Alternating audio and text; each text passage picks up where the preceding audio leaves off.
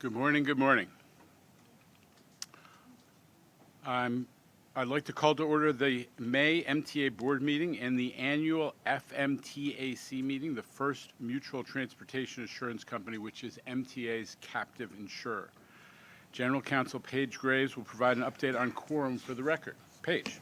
Thank you, Chair Lieber. We have a quorum. Thanks, Paige. Before we hear from public speakers, we have our usual brief safety announcement. We hope. Your safety is of foremost importance to the MTA. Therefore, we ask that you listen to the following instructions. In the event of an emergency, notify emergency personnel in the room and 911 should be called. If an alarm sounds, wait for a public address announcement and follow instructions. If told to go to another floor or to evacuate the building, leave all unessential items behind and use stairwell A just across the main hallway or stairwell D down the hallway past the elevators.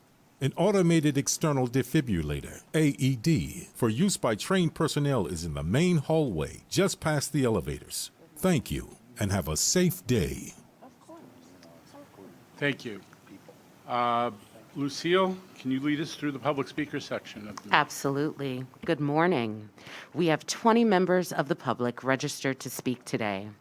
We ask that all public speakers adhere to the MTA rules of conduct and decorum. As a reminder to public speakers that in the interest of time and fairness to all speakers, we limit everyone to 2 minutes. Please be aware that there will be a warning beep to remind you that you have 30 seconds to conclude your remarks. Our first speaker today is Kara Lieberwitz, followed by Charlton D'Souza.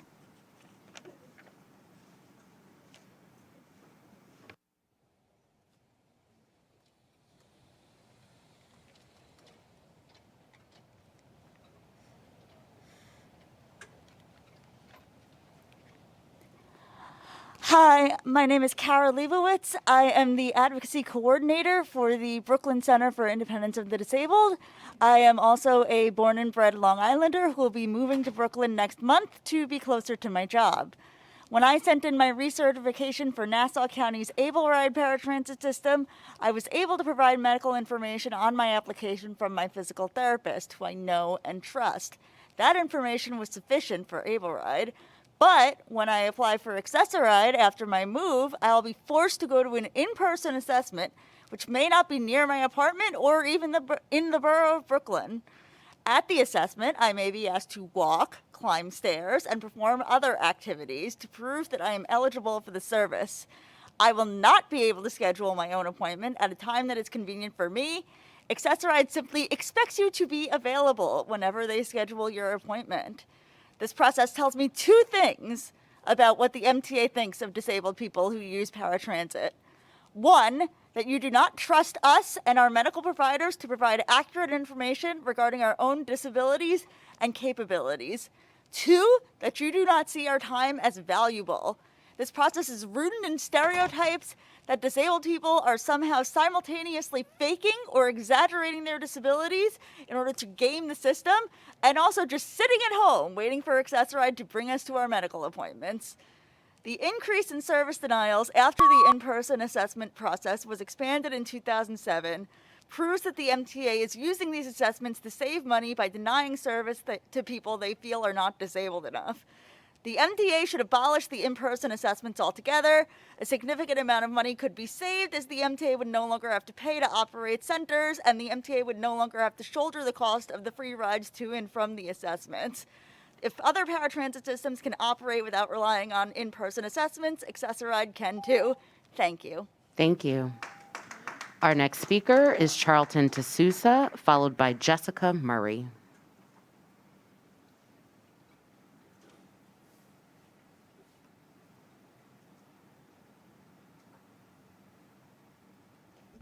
Good morning, MTA board. So on Sunday, there was a big shooting, and we lost a life. And I want this board to realize that our subway system is not safe. Yesterday, I was on a subway train. 2 guys come storming in the train, and they come without masks, coming into people's faces, singing to them. This is the type of stuff that's infuriating riders. We need a top level of security underground. And I'm going to keep pushing this narrative until you guys get it right. We need cameras in the subway cars. We need metal detectors, and we need to make sure that every station has private security guards, especially overnight at the turnstiles. The West 10th Street entrance at the West 4th Street subway station on 6th Avenue, you have people there selling drugs, using needles right in the open, and that's a big station overnight. So I'm going to take the media on undercover tours to see what's going on overnight and to expose what's happening in New York City Transit. Because, I don't know what's going on with this board, but you guys need to pay attention to that.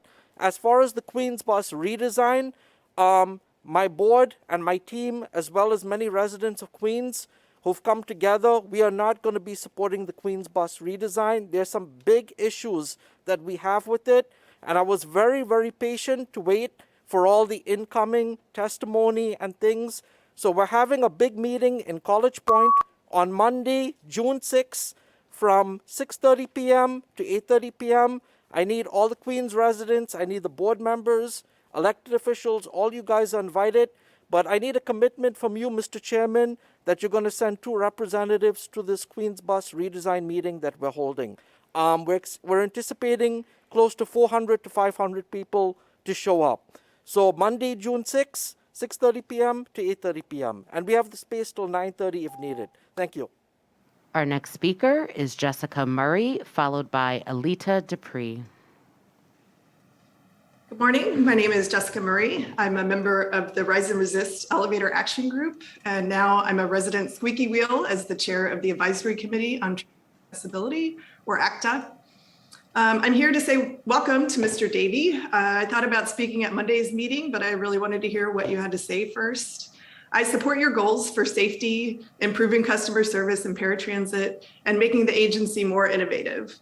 But the one word I was really hoping to hear more of was accessibility. You probably know that accessibility was one of Andy Byford's 4 main priorities, and with his support, a plan for major investment in elevators is part of the current capital program. But that investment will only get us to a subway system that is not quite halfway accessible. We're still waiting for a long-term plan to make all stations accessible. Accessibility ties into all of your goals. Stations that are not accessible are not safe. Disabled passengers are your customers, and they deserve to have access to the same information, whether or not they can see or hear, whether or not they can speak English or not. Paratransit is a crucial lifeline for many people, but there are far more disabled people who get around on mass transit. So the bus and subways must work for them as well. In private industry, accessibility is at the heart of innovation, and companies are finally discovering the benefits of diverse workforces that include people with different disabilities. When Byford started back in 2018, we invited him to join us on a subway ride so we could show him some of the problems. And we'd like to invite you to do the same. Now you can do this without even leaving your house. There's a film called The Biggest Obstacle, which shows many of the accessibility problems that remain beyond elevators. It's available to stream on thebiggestobstacle.com.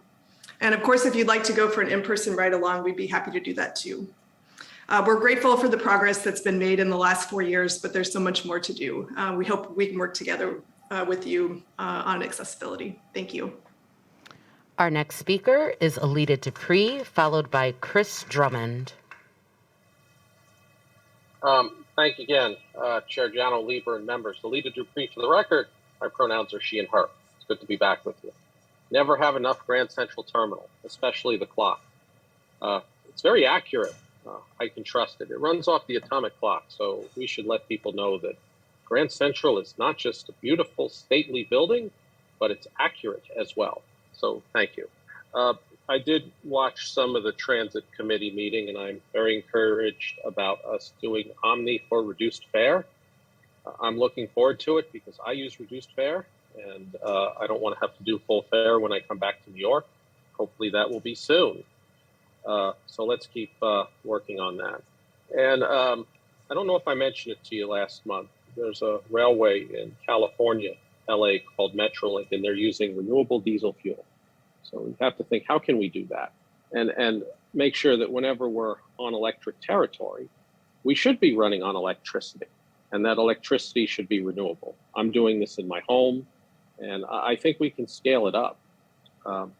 And again, as a person with disabilities, I think we need to keep working very hard on building elevators and escalators and other things to help us get around, because it's hard for me sometimes climbing out of the deep subway station, especially if I have a mask on. And some people can't. So we want to make sure that we can have full participation on our system.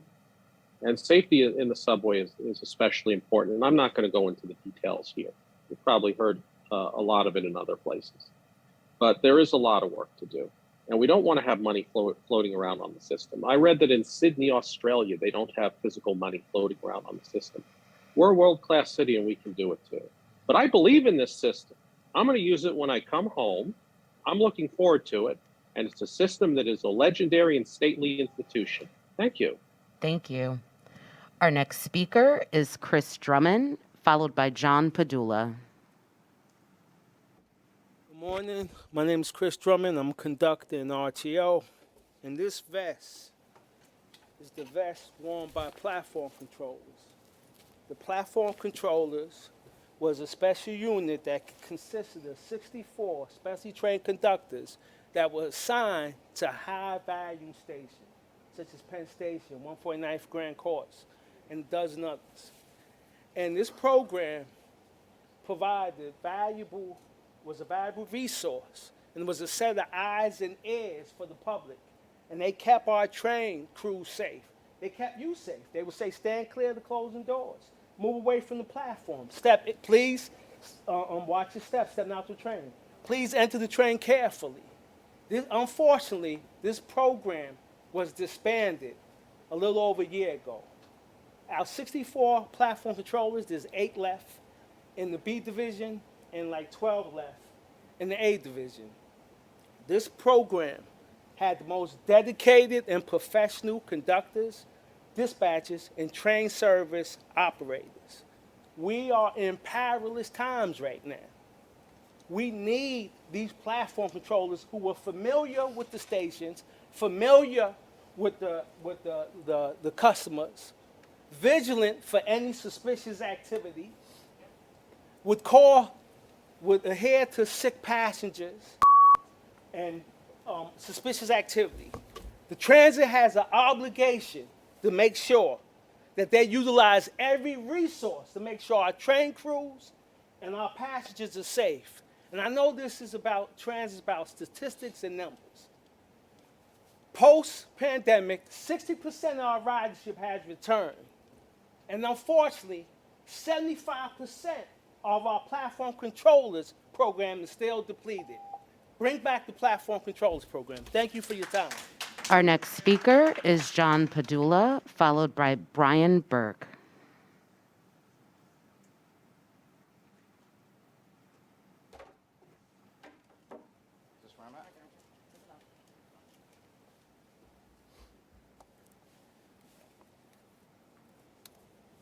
Okay. Good morning, ladies and gentlemen. My name is John Padula, and I'm a supervisor with Educational Vision Services. We are the District 75 program that is responsible for providing services to our city's blind and low vision students. I'm also a member of the Advisory Committee for Transit Accessibility. I'd like to start this morning by welcoming our new transit president, Mr. Richard Davies. As a young administrator myself, it was so encouraging to hear you speak with such optimism and confidence on Monday about your new position, given what you now have before you on your plate. I'd like to think about everything that's happening from a disability perspective. I'd like to tell you about one of my blind students in Brooklyn who nearly fell down a flight of subway stairs because he was pushed from behind. Luckily, there was an adult with him that kept him from falling. I'd also like to tell you about a situation on a G train with one of my mobility teachers working with another blind teenager. She prevented him from sitting on a seat that had dry feces all over it. I don't know. Are these incidents a big deal? Would this stuff have happened regardless in our beloved subway pre-pandemic? I don't know. Food for thought. But I've been riding the trains myself of late, and you sit there and you have time and you wonder, how safe is it really down here? If New Yorkers, typical New Yorkers, don't feel so safe, am I at any more risk or less risk as a blind person? What about people in wheelchairs? What about people that have mobility issues? Is there a safety plan? What happens when the poop hits the fan and there's an emergency? Look, we got a lot of issues. We got to work together. Mr. Davey, I heard you say that we just need to get stuff done. Well, we need to improve things across the board because Access-a-Ride is not a viable option as it stands. So, like I said, we just need to work together, and we got to fix this piece by piece. Thank you all. My name is John Padula. Thank you. Our next speaker is Brian Burke, followed by Elizabeth Valdez.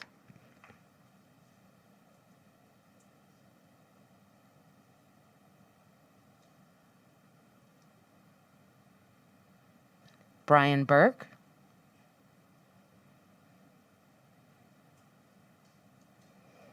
Mr. Burke, you need to unmute. All right. Yeah, I'm on. I got you. Okay. Yes. Good morning. I'd like to congratulate Mr. Davey for his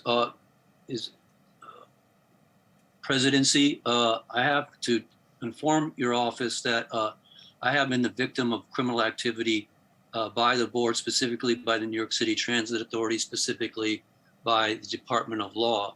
Mr. Daniel Chu has been defrauding various courts by telling them that I've been paid monies.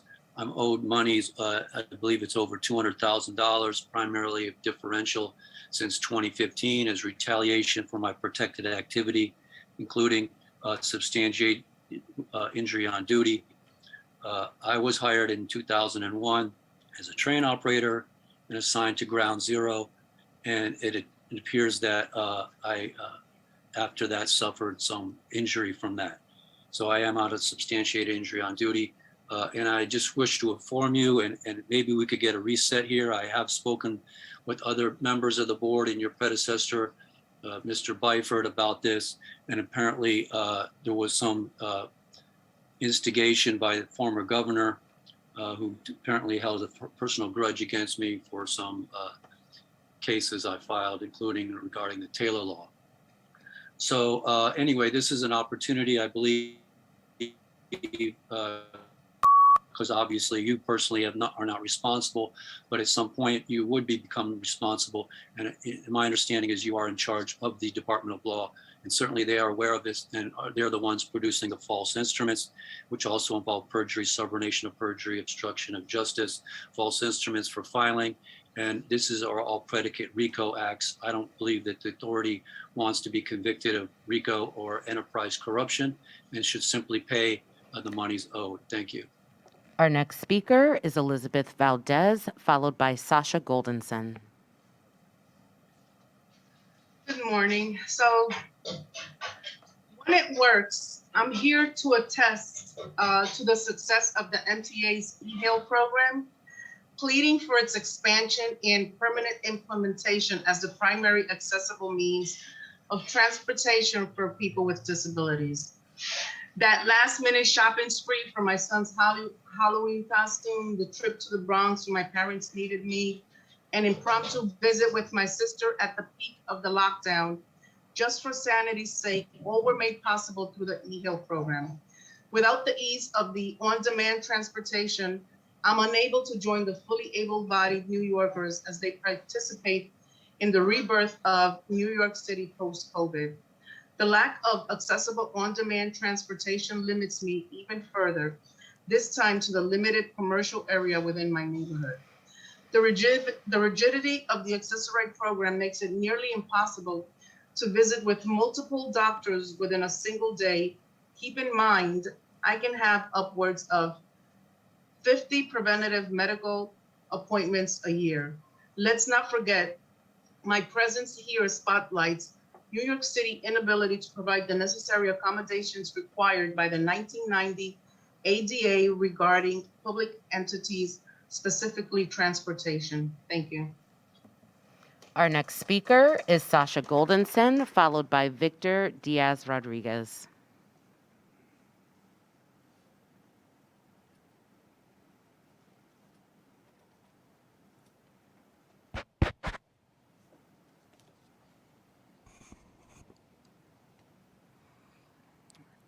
Good morning. I'm Sasha Blair Goldenson from the Elevator Action Group, and we've heard a lot about safety in our transit system, but less about accessibility. And we need to connect those issues. Accessibility is safety. And unlike identifying one dangerous person in a city of millions, this is one we can solve because we know where the danger is. It's at the 3/4 of stations with no elevators at all, and the 25 or so that are out of service every day. At those stations every day, there is clear and present danger. Let's get to that because those are accidents waiting to happen. People like me being carried up the stairs when the elevators go out, older adults struggling on stairs, delivery workers carrying hand carts, and caregivers with strollers teetering and tottering down those stairs like Malaysia Goodson was in 2019 when she fell and died.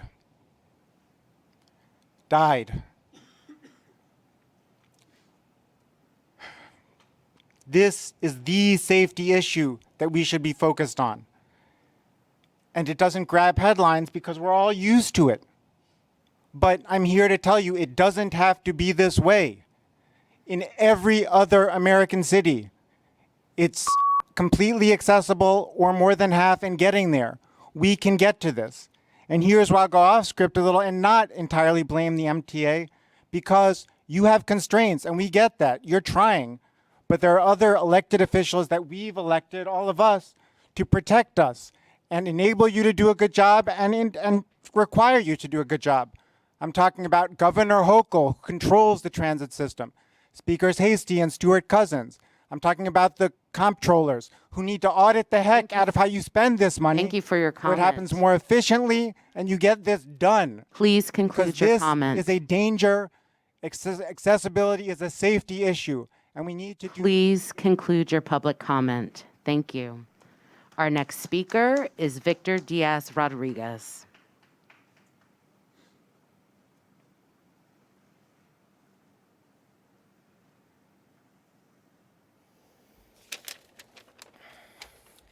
Good morning, everyone.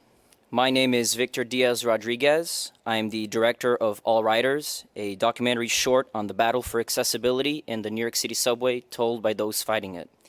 We recently screened at the IFC as part of Doc NYC, the largest documentary film festival in the country. The reason I made All Riders is also why I'm here today, because in January of 2019, Malaysia Goodson died carrying Riley, her 1-year-old daughter, in her stroller down subway stairs in Midtown. She was 22 years old. Mr. Davey, you have your work cut out for you. You've talked about safety, reliability, and cleanliness, but you haven't said much about accessibility thus far in your press conferences or in your op-ed on Metro, which I read. I want to challenge you, in good faith, on behalf of Malaysia's family and disability activists, to view those themes through the lens of accessibility. All of your stated goals as transit president go hand in hand with accessibility. Accessibility is safety, it is cleanliness, and it is reliability. It's going to be tough to get riders to feel comfortable again riding these trains. For the city's largest minority, the disabled community, how are they supposed to have a safe ride on the subway when it's not even accessible for them to ride it? Joe Rappaport was here on the 5th anniversary of the lawsuit BCID filed against the MTA. Here's another thing the MTA needs to do. Governor Hochul, I hope you're listening, is if you want to gain the public's trust, you need to settle these lawsuits. You can't keep dragging your feet like this. Unless you do so, it's going to be tough trusting you on fixing accessibility or any major issue. Richard, you got some great people around you, especially people like Q Arroyo. Listen to them, lean on them, but never forget to do the same for the disabled community.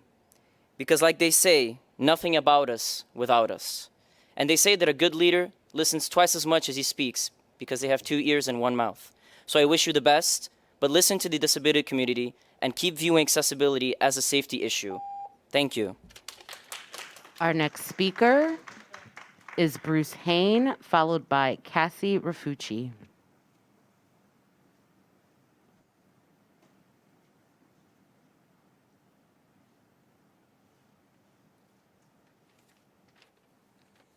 Good morning. Nice to be here again.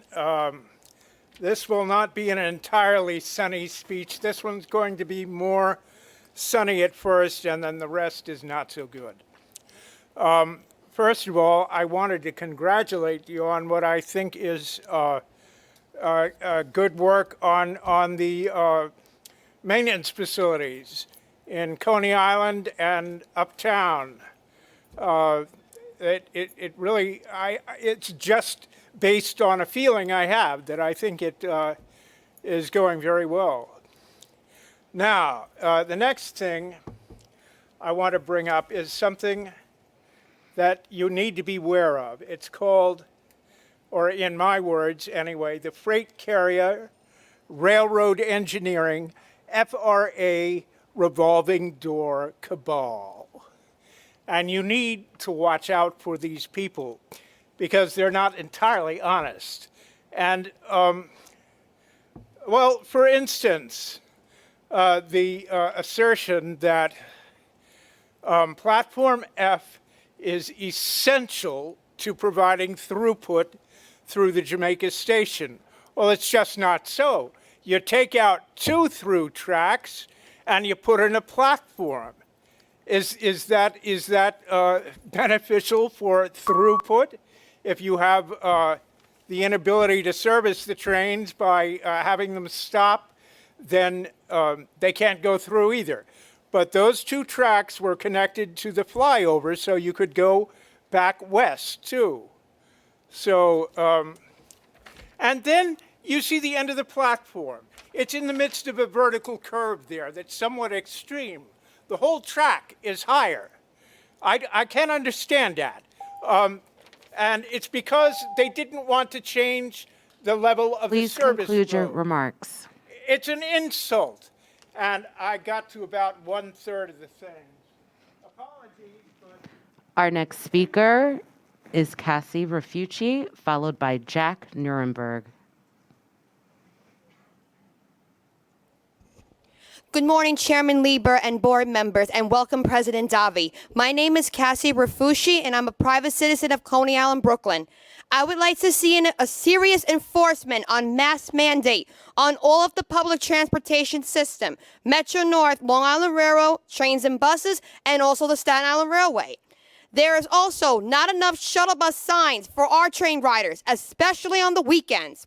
Because every time I'm at 36th Street, 4th Avenue on the weekends, it is very not enough communication. I feel there is not enough communication for our train riders, especially at 36th Street, 4th Avenue. Thank you very much. Our next speaker is Jack Nuremberg, followed by Imam Rawawi Doster. Thank you very much. Good morning. I'm Jack Nierenberg. I'm also part of Passengers United. Just in the last 2 months, we've had several gun-related incidents and fatal shootings, including those in Sunset Park, Jamaica, Harlem, and just a few days ago at Canal Street, Manhattan. They actually just caught the suspect yesterday, which is great news. But this really proves the point that we do need cops dispersed on the platforms at all stations, especially at smaller stations, local stations, and those in less affluent minority-populated communities. We also need cameras inside the subway cars. And secondly, I meant to put this in the script. I'm sorry about that. With the Long Island Railroad, and we've been advocating for this for years now, especially when mainline shutdowns are more frequent now than they were before, we need shuttle buses on the main line when it's shut down. Every other branch on the Long Island Railroad gets these, except the main line. Why is it, instead, mainline customers are diverted to other branches as well as the N22 and N24 nice buses, which are not reliable?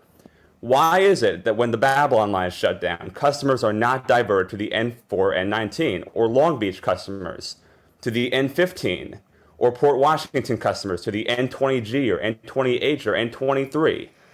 Every branch except the main line gets these shuttle buses when they're shut down. The main line especially being used by those who do not have access to a car. And not everyone who rides the railroad owns or has access to a car.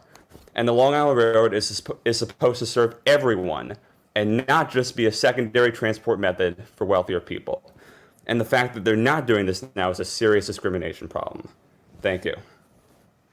Our next speaker is Imam Rawawi Doster, followed by Miriam Fisher. Hi, good morning. My name is Iman Ramawi Doster, and I'm the Accessoride Campaign Coordinator and Organizer at New York Lawyers for the Public Interest. I also use Accessoride. The Accessoride Reform Group, or ARG, strongly supports S 4037 and A 5896, which would amend New York's Public Authorities Law and Transportation laws to extend and expand the scope of on-demand e-hail pilot program. 5 years ago, in response to the strong advocacy of disability rights advocates, the MTA began the on-demand pilot program, allowing 1,200 paratransit users to book a ride when and wherever they needed it. For the first time ever, these riders, including myself, could live our lives the way other New Yorkers do, making travel decisions without having to plan a day in advance or enduring the MTA's least reliable system. The per cost is also far less than standard accessorized service, yet the MTA has claimed it will impose onerous restrictions on the number and distances of on-demand riders. This bill would fund the mandate by guaranteeing state funds to cover costs over last year's pilot costs, and funding would be drawn from the $35 million appropriated in fiscal year 23 state aid to localities' budget for public transportation projects to meet the critical needs of seniors and people with disabilities. This is a win-win across the board, as it allows people with disabilities to continue to use the service that they have described life-changing. And it's at no cost to the MTA. We urge your support for A 5896 and S 4037 to ensure that people with disabilities are entitled to the same on-demand services available to those who use traditional mass transit. And also, there are a number of complaints on Facebook that I think that you guys should look at in the Accessoride complaints groups about physical assault, sexual harassment, and the loss of people getting their rides. Thank you so much. Our next speaker is Miriam Fisher, followed by Andy Pollack. Welcome to Richard Davey to the MTA. I would like to refer to your predecessor, Andy Byford, and quote, accessibility is a moral imperative. Request a binding legal commitment and safety to 75% of those stations still not accessible and safe for many. Not only people with disabilities, travelers with luggage, bad backs, knees, seniors, parents with strollers, such as the young mother, Malaysia Goodman, who's been referred to previously, who fell on steep steps with her baby carrying a stroller. Accessibility will expand usage for those with few options for transport and support pandemic recovery. Another topic, MTA board, empty seats on the board, and also the traffic mobility board, connected congestion pricing. No one with a disability currently who uses public transportation and faces its obstacles. Both the governor and mayor have open seats that they could recommend. Fair fares. Program for equity, full support for low-income riders often traveling to work or job hunting can also aid ridership and recovery. Read a recent article by an MTA member, David Jones, who said March 22, wrote 700,000 riders are eligible and still not enrolled.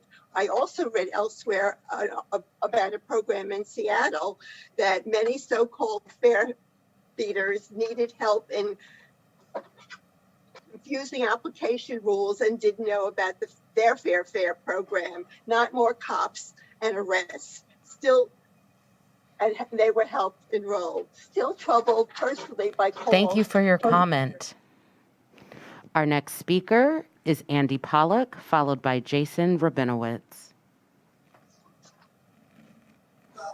Thank you, Lucille. Good morning, Mr. Chairman. Good morning, agency presidents.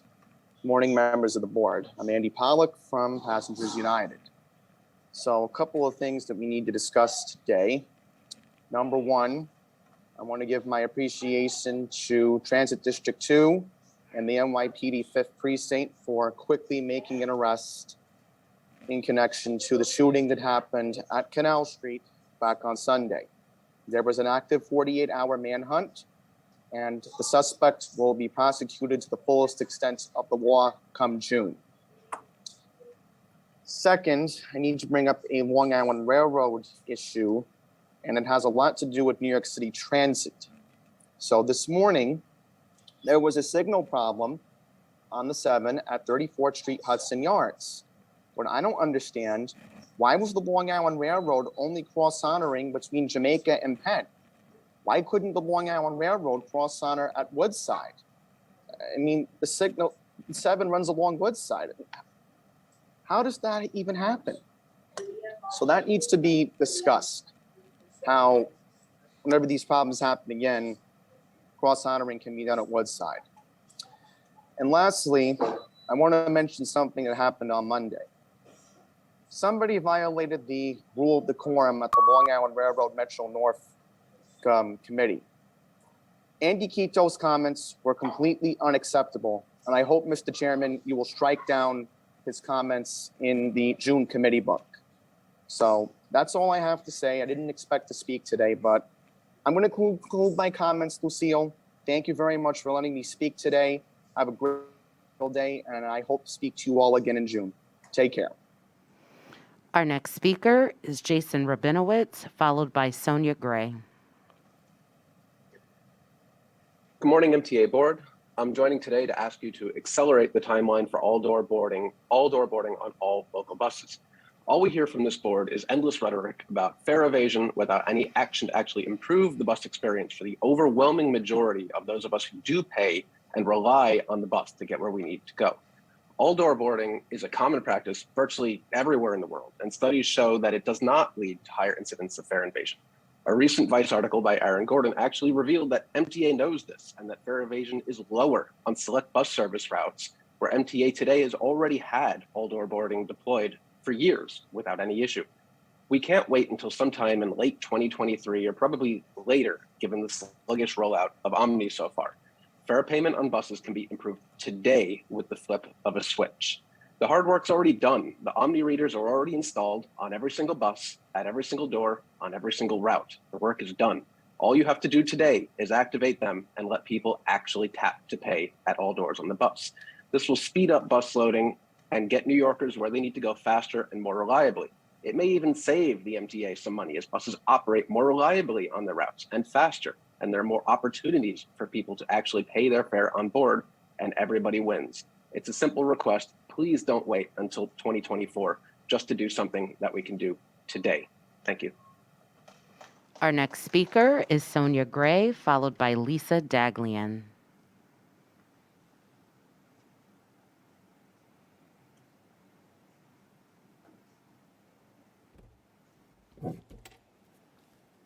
Good morning.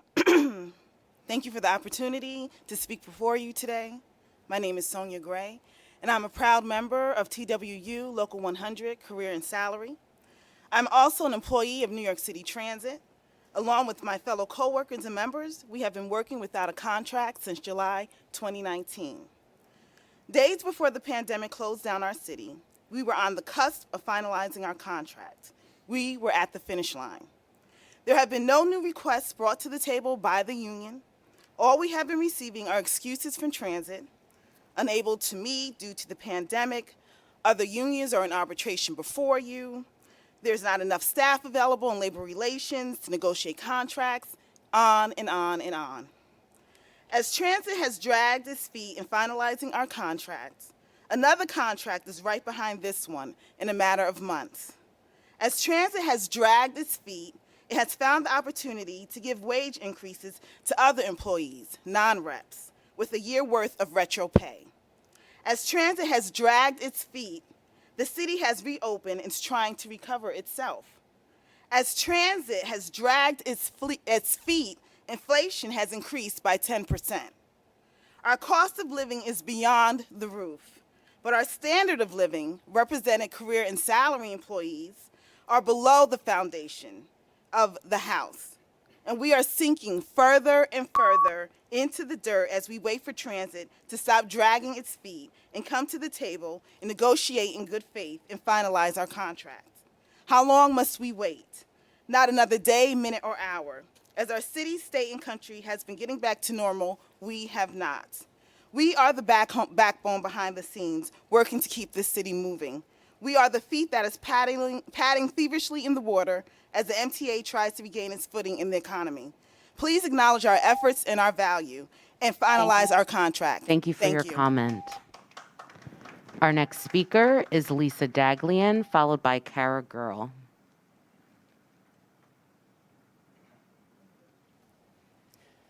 Good morning, I'm Lisa Daglian, the Executive Director of the Permanent Citizens Advisory Committee to the MTA PCAC. We're breathing a little easier today since the arrest of the alleged Q-train shooter who senselessly and without provocation took Daniel Enriquez's life. Riding the subway, going to brunch, should not be a death sentence. Thank you to the police for their hard work getting the guy, and thank you to the transit workers who tried valiantly to save their passenger on Sunday. We again appreciate that cameras in the system helped to identify the shooter and get him behind bars. Some Wednesday morning quarterback. Did he pay his fare? Could he have been stopped at the turnstile? We're also concerned that pulling the emergency cord seemed to be the only way that panicked riders knew to alert someone to trouble. Easier and better ways to notify crews and the PD of problems before they start are a must. Riding the subways is part of who we are as New Yorkers, and for many of us, transit is the only way we have to get around. We're mad, we're scared, and we're ticked off, but we're also not going to give up and stay home. It's not who we are or what we do, but we collectively need a new plan and appreciate that mayor, police, and you, Jano, are intently focused on keeping riders safe. That's critical so that more and more people get back on board. There's safety in numbers, but a new shooting every couple of weeks is a real deterrent to increasing ridership. Illegal guns are poisoning our way of life. We need poison control systems and to extract poison to keep them off our streets and out of our trains and buses. Transit crime is a new pandemic, but it isn't unique to New York any more than illegal guns are. Philly, Seattle, Chicago, and LA are facing many of the same issues, and we should put our collective heads together to come up with solutions. Let's convene a national transit safety summit. Let's show solidarity against transit crime and in support of riders. We stand with you. Thank you. Our next speaker is Kara Girl, followed by Joe Rappaport.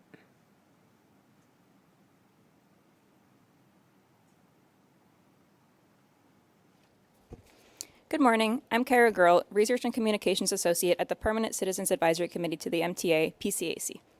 As transit riders, many of us start and end our trips as pedestrians. But now, with the MTA Bike Access Bill signed by Governor Hochul, we're excited to officially welcome bicycle riders to our family. PCAC's legislative mandate now includes recommending ways for the MTA to improve bike and pedestrian access to its stations and facilities, and we look forward to welcoming 3 new PCAC members with expertise in this area.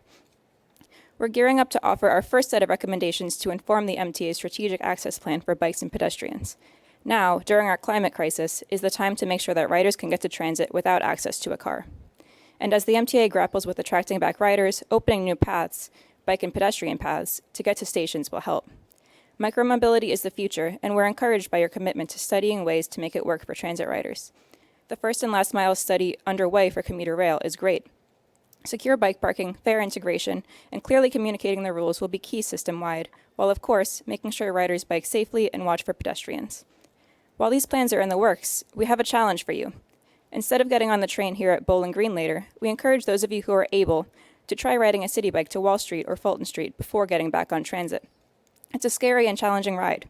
I myself have recently started city biking to the subway, and has shown me countless ways where connectivity must be improved between modes. Improving bike access to transit is a natural extension of the work you're already doing with City DOT on busways and bus lanes. Prioritizing mobility means making sure that all riders can get where they need to go without a car. Improving first and last mile connections to transit will require coordination and communication with our partners, city and state DOTs, city bike and other bike and scooter share companies, and local municipalities, among others. We're confident that all stakeholders can work together. The future of our city, region, and planet depend on it. Thank you. Our next speaker is Joe Rappaport, followed by Jason Anthony.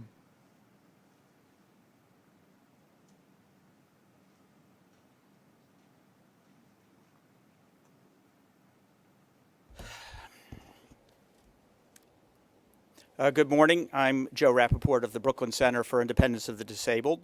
This has been a really tough time. Yesterday in Texas, Sunday on the Q, before that in Buffalo and at 36th Street and on. You'll find, Mr. Davey, that our groups often disagree with how the MTA runs the system and about its priorities. But I think this is an appropriate time to acknowledge and thank all of you for the work you do here, and especially for the work that everyone on the ground and underground does to keep the subway, bus, and paratransit systems going. One of the things that can get us through times like this is to make small changes that make life better, maybe not for everyone, but small changes that will make a big difference for some people. My colleagues today have talked about two things that are simple and would make a big difference for some riders. One is to get rid of the antiquated, ridiculous process by which you declare people eligible for Access-a-Ride. As Kara Leibowitz testified, on Long Island, in Washington, D.C., and across the nation and across the state, remote evaluation is standard. There's this thing called the internet you can use. But here, the MTA relies on an expensive in-person system designed to make it harder to get approved. It's sort of like those voter suppression laws. This is not a medical evaluation, folks. One of the evaluators at one site lectured the mother of a BCID board member about the evils of vaccination during her evaluation, believe it or not. The other simple, low-cost thing you can do is to expand your on-demand Access-a-Ride program to give it a real test. We've been coming here for 4 years talking about this life-changing program. It's time to select people randomly to see the real cost of the program without limits, limits that none of your subway and bus riders must adhere to, I would add. Thank you very much. Our final speaker is Jason Anthony.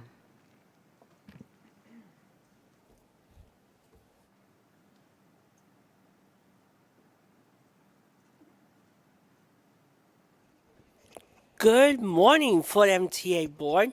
Jason Anthony from Amazon Labor Union.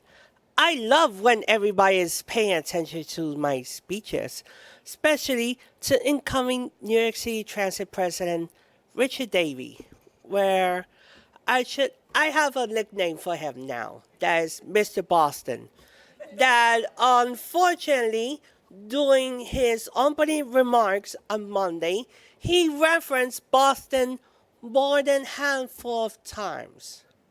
I have a message for you, Richard. You're not in Boston. Come on. You're in New York. And unfortunately, some of our public speakers this morning didn't mention your name not even once in a good way. And here's why. Because all of us in the transit community will miss a single person that is not here with us.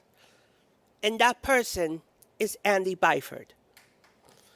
Andy Byford, during his tenure here in New York, did something good for all of us, independently for the inaccessible, did so many good things that you don't have an idea. It's up to you to be in good terms, not only with the transit community, with transit workers. Because transit workers move the city. If they raise red flags, they shut it down. It's up to you to be in good terms with everybody. Thank you for your your And I'll see comment. everybody next month. Thank you. Chair Lieber, that now concludes public comment. I thank you, Lucille, and thank you to all the public speakers who've raised a range of really, really important issues. We don't say it enough, but we actually benefit from and appreciate the input that we receive, even if it is, frequently in the form of criticism or a heads up about something we need to do better. So it is part of our, it's not just part of our ritual, it's part of our information process. I need to acknowledge, as some of the speakers did, that this is the first board meeting where we have the benefit of New York City Transit President Richard Davey's participation. Rich has gotten off to a flying start, and we're thrilled that he has joined us. Welcome, Rich.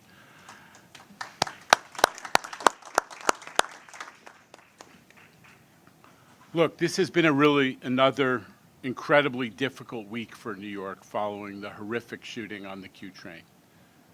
A great New Yorker, Daniel Enriquez, lost his life in a senseless and cold-blooded act of violence. It's murder, let's call it what it is.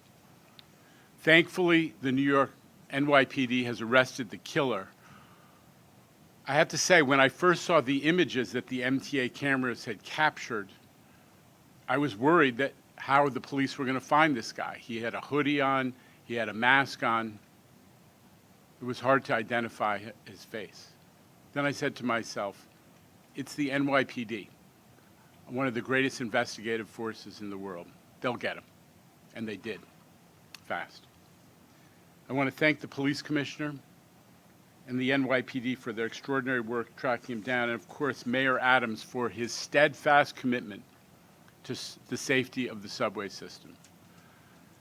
So I'll say it again, on behalf of everybody here at the MTA who works here, our workforce, and our riders most of all, thank you. Thank you, Mayor Adams, and thank you, NYPD.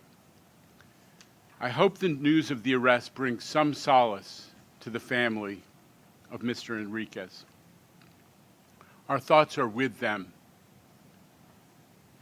and with all New Yorkers who are feeling terrified in the wake of this incident. Let's not sugarcoat it. People are scared. But our thoughts are also with everyone all over the country, in Texas, in Buffalo, and too many other places who are struggling with this insane epidemic of gun violence.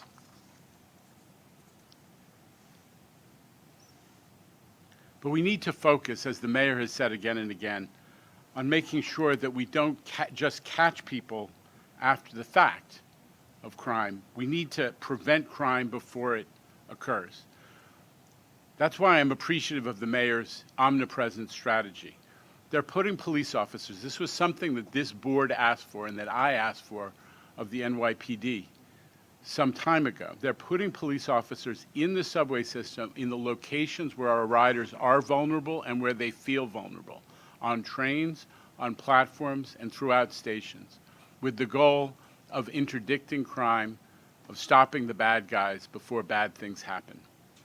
Because we cannot surrender. We cannot surrender.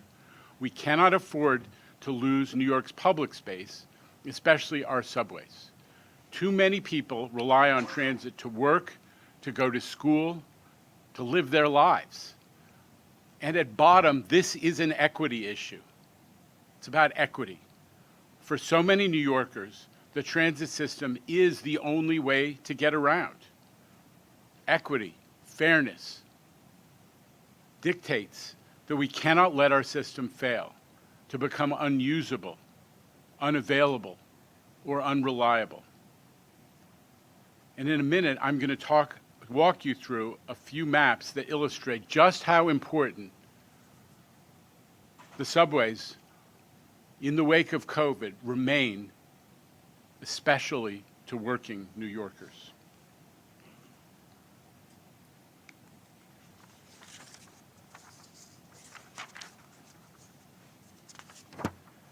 First, the big picture. After an Omicron dip, riders continue to come back. On May 18th, we carried 3.6 million riders on the subways. That's the first time we hit 3.6 million since March of 2020. That number is more than the pre-COVID ridership of the top 7 or 8 systems in the United States after New York: Washington Metro, Chicago, Boston, San Francisco, Philadelphia, Atlanta, LA, Miami, plus the Port Authority's PATH system. All put together, pre-COVID, their ridership doesn't match what we have right now. Give you a sense of the scale. The day before that record subway ridership, Long Island Railroad and Metro North served more than 182,000 passengers and 162,000 passengers respectively, also records. And we had our best week overall last week, across all modes, the second week in a row that we'd hit that new high point. Think about it. On an average weekday, just 38% of Manhattan office workers are in the office, but transit is at 60% of pre-COVID ridership. There are a lot of people riding who aren't going to sit in swivel chairs in Manhattan skyscrapers, who are riding the system because they're going to school, because they're doing essential work in the boroughs, because they're moving around and living their lives. That is a hopeful sign for the recovery of our system, that we're not only dependent on the Manhattan office worker. But it's worth looking more closely at subway ridership because we want to have a clear picture of who it is that we are serving. The operations planning team at New York City Transit has been analyzing estimated entries by station. What we see is that in some parts of the system are still lagging. And this is the image of those stations. The stations that are marked in red have less than 55% of the entries that they received pre-COVID. You'll notice where they're concentrated. System-wide, what we're missing are trips to and from the Central Business District and within the Central Business District. Some of what's missing are tourists. I think those are coming back. But a lot of it is office workers, both the trips they make commuting to work, but also the rides that they take as they move around the city to go to meetings, to make sales calls, and all that normal stuff that existed pre-COVID. You can also see clearly how our satellite business districts in downtown Brooklyn and in Long Island City are also in red. A lot of people who used to work in those areas are also not commuting as frequently as they used to. Now compare this map to another one, which shows the stations where ridership is much closer to what it was pre-COVID. These are places where essential workers, working class New Yorkers by and large, where that community lives. Customers who in many cases have been riding with us through the pandemic because they were essential, because their work was needed to keep New York alive through the pandemic, who have to work in person today, people who have been loyal and who have been relying on us right through. In some of those neighborhoods, transit ridership is actually as high as 80% of pre-COVID levels. And that's represented here by the green dots. That's well above the 60% blended threshold that we're at system-wide. You can see a concentration of green in certain lines. It's the 2, 5, and 6 lines in the East Bronx, in the Central and East Bronx. In Central Brooklyn, you see some of the stations on the A and the L. In Ozone Park and Woodside, on the JZ and the AC. In South Brooklyn, on the NR, F, and the B, and the Q. And in Queens, there's a lot of green in Elmhurst, Jackson Heights, Corona area along the 7, an area we all know is heavily populated by immigrants and working class New Yorkers. Bottom line, what this exercise of mapping ridership is showing us is that there are many communities, some with long commutes far from the Central Business District, who have remained at 70 or 80%, sometimes even 90% of pre-COVID. They also happen to be, as I say, the less affluent areas of our city. And so our ability to keep providing full service, reliable service, is a fundamental equity issue. We can't let them down. Okay, so what we're trying to do here in these new format board meetings is to give you the big picture, presentations that really go to the major important topics. But I also just want to acknowledge that there's a great deal of important work and information that gets conveyed at our Monday committee meetings. And just to recap what happened 2 days ago, you heard from Rich in his first presentation of the Transit Committee.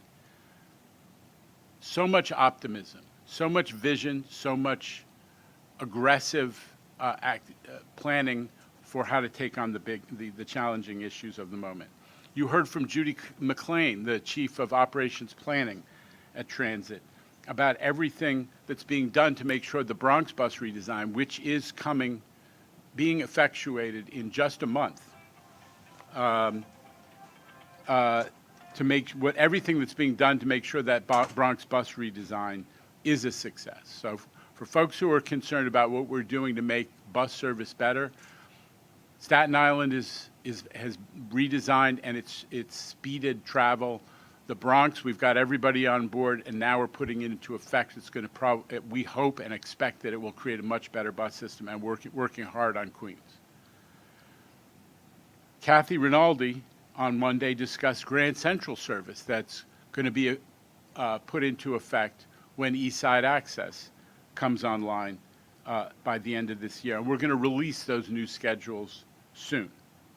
And in the Capital Committee, after lunch, where we still get a full quorum of board members, we heard how East Side Access continues its relentless push to be finished by the end of this year, as I have promised since 2018, but also about how Third Track learned from the mistakes of East Side Access and used those lessons to become an below budget and on time project that succeeded in working with the Long Island communities where so much of that construction was going on, that we can learn from the past.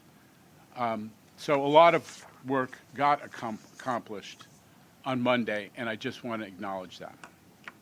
And most importantly, Andrew, you want to be acknowledged in the middle of my remarks, please. No. I just, because you had the map on a moment ago, I just want to say how illuminating that map is, but what it doesn't reflect is how evening and weekend ridership has continued to rebound even stronger when people have the choice of whether they want to go out and do things. They're not commuting to work, but they're going out to do all of the things New York has to offer. And nights and weekends, and especially weekends, the trains are really crowded. So that's a sign that people are returning when they want to return. Amen. Thank you. Okay, most important, in the Finance Committee on Monday, you heard from Kevin Willens describing our challenging fiscal situation. I've been talking about this, it's not news to this board, I've been talking about this for a great deal, for a long time, but the picture is now becoming even clearer as the return to work pattern emerges. New projections are being prepared and will be used to finalize the July financial plan. But for several months, I've been talking to people in Albany, making the point that we are an essential service and we need Albany to begin developing the strategies to close the MTA's looming budget deficit. We all know by now, after 2+ years of COVID, that the MTA, and I know I'm being repetitive, but I'm going to keep on it, we are an essential service like police, fire, and sanitation, and our indispensable system must be funded in a way that recognizes this fact. Call me a broken record, I'm still going to keep going on it. We have to find a solution. Right now, this board has limited options to deal with the budget shortfall, and they're only tools that nobody wants us to exercise. If we cut service, raise fares, or initiate layoffs, it is those less affluent, working New Yorkers who depend on us the most who are going to suffer, the people who can't afford a $60 Uber. Think back to the maps that I just showed you. Okay. The agenda for today. We have two special presentations. I'm very proud of the way we have developed these presentations as a feature of this board meeting. Lizette Camillo is going to give us an update on the critical work that we're doing to recruit and retain staff. I think folks on the board recall that at the outset of my time here, I highlighted the fact that the transformation had not left us in good shape as far as staff, both in numbers, because we had that hiring freeze and we'd had such tremendous attrition, but also in terms of the process and the time it was taking to recruit and hire staff. So Lizette, who's been doing amazing work on that front, is going to talk about that. And then Rich and Dorian Statham are going to describe the next bus redesign project, which is underway in Queens. I just want to make sure we've talked about the process and how we changed the rules, and we took another crack at this after the first version a few years ago got bad reviews. But I really want folks to understand what the substance of this is. So those are the two presentations for today. And with that, let me turn it over to Lizette. Thank you so much. Good morning, everyone. As Chair Lieber presented in March, reviving talent and culture is one of the MTA's strategic priorities for this year. And I'm here to report on the progress we've made addressing some of the human resources issues that we've been experiencing. But before I talk about the progress we've made, I wanted to spend some time describing where we were last year and how we got there. I think it's important.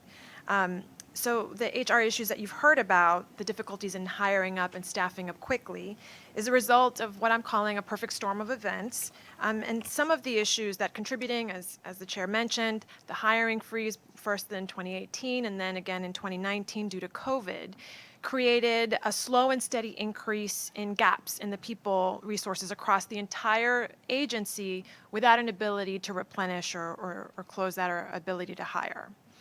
Then what I'm calling the transformation tornado, though it was intended to improve the personnel structure within the agency, the work wasn't completed. And I'll give you a little peek behind the curtain about what that means for us day to day. So the focus really was on lifting and shifting the people to their new agency, but the tedious task of actually ensuring that the organizational infrastructure of the organization to be cleaned up, that didn't happen. And so again, just as an example, one way that shows up post-consolidation after people were moved, there are people working side by side with each other, performing the same work, possibly with different titles, with different salaries, doing the same things. That work wasn't cleaned up. Another issue that we are grappling with, post-consolidation, policies weren't consolidated across the agency, so we still have different groups doing different things for the same purposes, particularly within HR. Data was still housed in different agencies and used in particularly different ways. There was no visibility into some of our practices centrally, and you can't manage what you can't measure, and that was a challenge. The shift happened so quickly that in some areas, functions were left without a home. Some things that were performed day to day within agencies, post-consolidation, people moved, but all of the tasks didn't follow. Some of us were caught a little bit flat-footed there. So all of these things organizationally paint a really difficult picture for us. So while all of this is happening, then the MTA had to do a hairpin turn to quickly take advantage of the much needed cash infusion, but to hire up almost, instantly, right? During an incredibly hot employment market. So all of these things happening together really show how challenging an environment it's been to get what we need to do quickly. And I have to be honest, it's a bit messy, but we're working through it. We've been hard at work trying to change the course, and while there's a lot of work left to be done, the last 6 months and the work we've done during this time gives me a lot of confidence that we're really beginning to turn the tide here. And a couple of things to highlight. I can spend 2 hours talking about all the work that's happening, but a couple of things to highlight is, one, a very under-resourced talent acquisition team got an infusion of additional recruiters to help have more hands, more bodies do the work of trying to get more people on staff quickly. Data. We have been laser focused on using data to help us manage our hiring. One of the items that I'm going to highlight for you is a rollout of our people movement dashboard. So one of the first things that any HR management team does is to use their data to assess comprehensively basic data points such as attrition, hire rates, separations. And the good news is that at each agency, everyone was using the same system, PeopleSoft.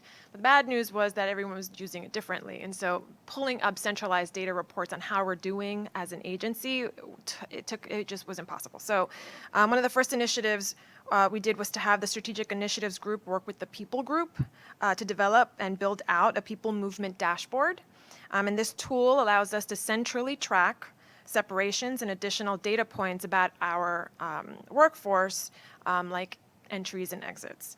And so these data points allow us to compare across agencies and proactively pursue hiring practices to meet goals. And I'm going to see, there we go. So this is an example of what our dashboard looks like. This is one of the screens that we use. And what we're focusing on here is the hiring rate.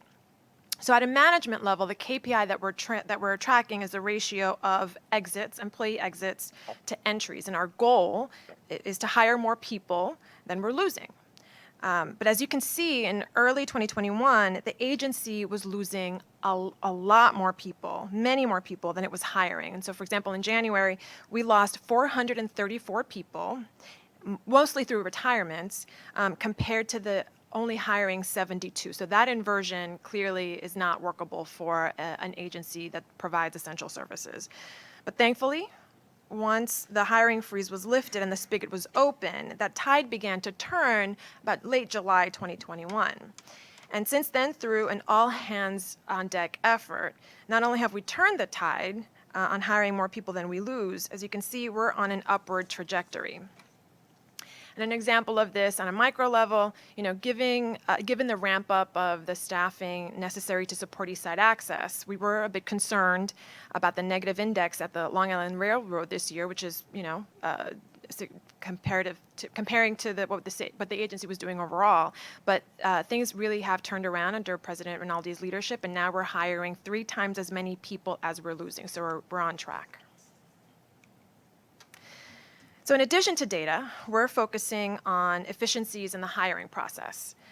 Months can go by between when a position is posted and when they're finally filled. And as you can imagine, most of the talent is not going to wait around in a hot job market for many months.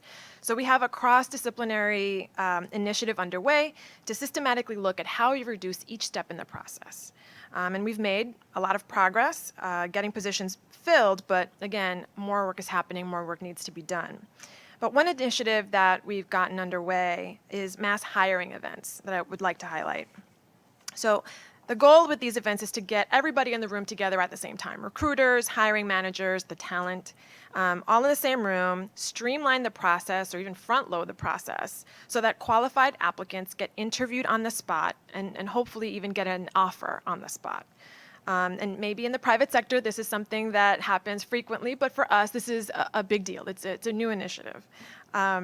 So last month, we organized an IT expo where we did, again, all of the legwork up front. It was a really good partnership between IT and HR. Everything, was done on the front end. We had a great turnout at the event. We had 4,000 people apply. We had 95 people be interviewed, and we selected 47 candidates during that one event. The big win here was really kicking the tires on our process, seeing where we can make grand efficiencies and making decisions up front. So that was a very successful initiative, which we're hoping to replicate. And actually for the Long Island Railroad, we have one coming up on June 14th, focusing on operating titles like electrician, radio technician, and machinists, all of the difficult to fill skilled crafts. And we're working very closely with elected officials and our partners in labor to really get the word out so that we can start filling these vacancies. So one of the great things that our People Movement dashboard made very clear to us is that we really have to look at our bench to develop our bench. The majority of our employees have more than 10 years of experience, and the majority of the employees who separated from the agency retire. So we really do have to focus on building our next generation of public servants here at the MTA. And so these should really be folks that really understand the MTA, take the subway, the buses, the commuter rail, and understand that the MTA is a linchpin part of New York City. And there is no better place to partner with than with CUNY. CUNY is a great institution to recruit from. It produces smart and diverse pool of potential employees with a broad variety of disciplines. I mean, they have a widely successful and top-tier engineering school at City College, Baruch's Zicklin School of Business, a broad array of disciplines, and the MTA needs all of those disciplines. So we're partnering together to initiate a paid internship program for this year for 125 college and grad students starting in July to build on that need for in the years ahead. And it's not only a great institution for future leaders. Every day, CUNY grads contribute to the MTA. I just wanted to call out a few of our staff members who've graduated from CUNY. Alison DeSereno, lead on congestion pricing, got her PhD at CUNY. Shani Ferreira, Chair, Senior Advisor for Communication and Policy, went to Baruch, my own deputy. Rosita Ibrick, MPA from Baruch. Carolyn Ortega, Chief Product Officer in IT, got her PhD at the Graduate Center. Monica DaCosta, Chief Officer of Operations at Transit, got her MPA. So every day, CUNY grads contribute to the MTA to get to where it needs to go. We need more of that talent here. So moving on to focusing now on our internal current employees. We talked a little bit about what we're doing to attract new employees, turning it inward a little bit. We're looking at our current employees, and as the chair mentioned, providing feedback to employees is a tool to increase employee engagement. And we're working to build that culture here at the MTA. We instituted the first all-agency centralized performance management program for non-represented staff. And previous to that, each agency did its own thing or did nothing. So this is really a move that is really about changing the culture and instilling in this institution this practice of feedback, performance feedback.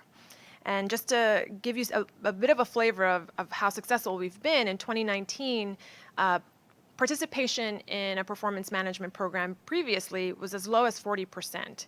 And this year, for 2022, we've got an 88% compliance rate. So as you can see, we really are pushing everyone to adopt this, and we want to make it part of our culture. So, not only do these evaluations help us align staff goals with MTA-wide corporate goals that were presented to the board in March, but evaluations are also important to make staff feel more connected to the work and to the institution. So especially during the COVID era, when we were all separated and we were all working remotely, it's an opportunity to reestablish a sense of cohesiveness and mission. And so we, as you can see, have made a lot of progress there.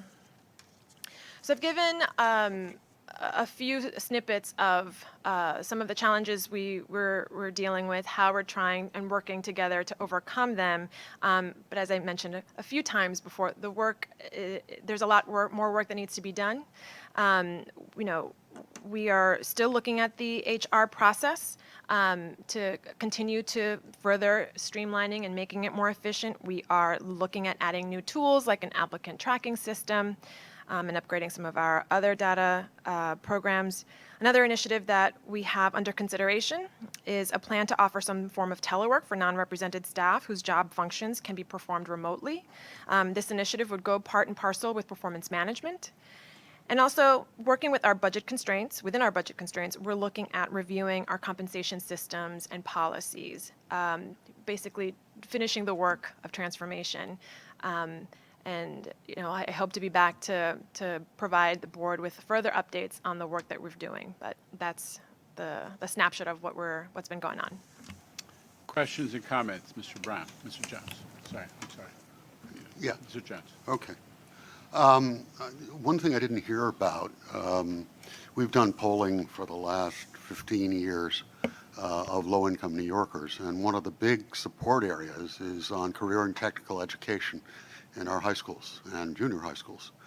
The question of either short-term or long-term, using it as a major recruitment device of young people coming out of high school who have gone through CTE programs, who don't need a college degree, basically, to join the workforce, but actually setting up a marriage that is discussed between David Banks, the new chancellor, and MTA, of creating course-specific issues for young people coming out who may want to go on to something but need an immediate job prospect as they get out of high school. So I would strongly suggest that we begin that process now because you have such a workforce demand here. Sure. I can't agree with you more. There are already in existence relationships with some of the technical high schools in the city. We have a very long-standing relationship with Transit Tech, but I agree with you. This is an area where we can certainly grow, and it's certainly one of the on the to-do list to do work to expand programs like that, to have it be a feeder pool for some of our skilled trades. And so just in case, I know, you probably know this, but Transit Tech is a school that specifically teaches transit technology education. They have a retired subway car out there. They do a lot of training for mechanical and electrical expertise. You got a lot of kids who are already passionate about our work. I went out there a couple weeks ago. Secretary Buttigieg was out there. It's a really, really successful program. We hire, 50 to 100. I think we hire somewhere between 50 and 100 kids out of there on a regular basis. So, but we can grow to other schools as well. I think that those relationships are established and underway, but we'll try to grow them. Elizabeth Villette. Thank you. Equity and inclusion is a strategic imperative in a city as diverse as New York City. So if you could possibly, next report, outline what we're doing to attract and retain folks from diverse backgrounds. Happy to. Lizette, thank you. I have two questions. You mentioned transformation, that it was a little messy. Can you just expand on that and what needs to get done? I would say that the aftermath was messy, not that the transformation was messy necessarily. I think it was not, the work wasn't finished, and we're undertaking that initiative now. So like I mentioned, looking at our organizational structure, making sure that titles are, consistent across the board. That type of work needs to continue. Okay. And then number two, how many vacancies do we have? I don't have the exact number with me. I can certainly circle back. Okay. Vinny Tessitore. Oh, I'm sorry, did you have another question, Heather? I just remember the last time it was like 4,300 or 4,400 vacancies. So if you can get me that number. Thank you. Jenna? Mr. Tessitore, followed by Commissioner Cortez-Vasquez. So, that's a good presentation. I certainly can appreciate it. It makes a lot of sense. I would just like to add a little, from a labor sense, yeah? Prior to the pandemic, people were banging down doors for a job at the MTA. Being an essential worker across the state, I think, was a job that everyone would really want to attain and achieve. It's changed significantly, obviously, and being an essential worker today, certainly at the MTA, is not as attractive, right? So we certainly have to make it more attractive. The concern, and I think what we have to think about moving forward, is coming from a time when everybody wanted a job here has now turned into a time where people are calling and asking about early retirement options, resignations. We're struggling to get people, all of those jobs that you listed on that job fair site, most of those jobs are entry-level jobs that require promotion, and we don't retain them because they don't promote, right? So I think we have to really be mindful that we keep the incentives up for people. I've attended a few job fairs recently on Long Island, and people come to you and they confront you and they say, so how many days a week? 3 days? Could we work 3 days a week and then 2 at home? No, this is an essential worker job. We got to be here every day and plus, because Jano needs you here sometimes 6 days. So whatever it may be, joke. But the bottom line, all I'm trying to say is we as a board have to be mindful to keep the job attractive. And I know this sounds like a bargaining plug, but it's not. It's just don't forget that, because I'm concerned as a person that's been on the job a long time. I'm concerned about the newer people and the mindset. It's not the same. It's a different culture. So we have to bring back the fact that this is not a job to work as an essential worker at the MTA. It's a career. It's a life. You give up a lot, and your family gives up a lot, and we have to give back the appreciation to the workforce. Very much appreciate your comment, and I just want to acknowledge that you have made yourself part of our efforts to recruit workers in the Long Island Railroad, and we appreciate that. There is a positive sign. I want to give Kathy Rinaldi another shout out that we have really accelerated hiring in anticipation of the East Side Access service opening, which is going to grow workforce. Obviously, we need a whole lot of new workers in a lot of different categories. But under Kathy, that has really picked up pace, and we've turned a situation which is, as Lizette said, negative into one which is very positive. So I think there is cause for hope. Commissioner Cortez Vasquez. Thank you, Lizette. Great presentation.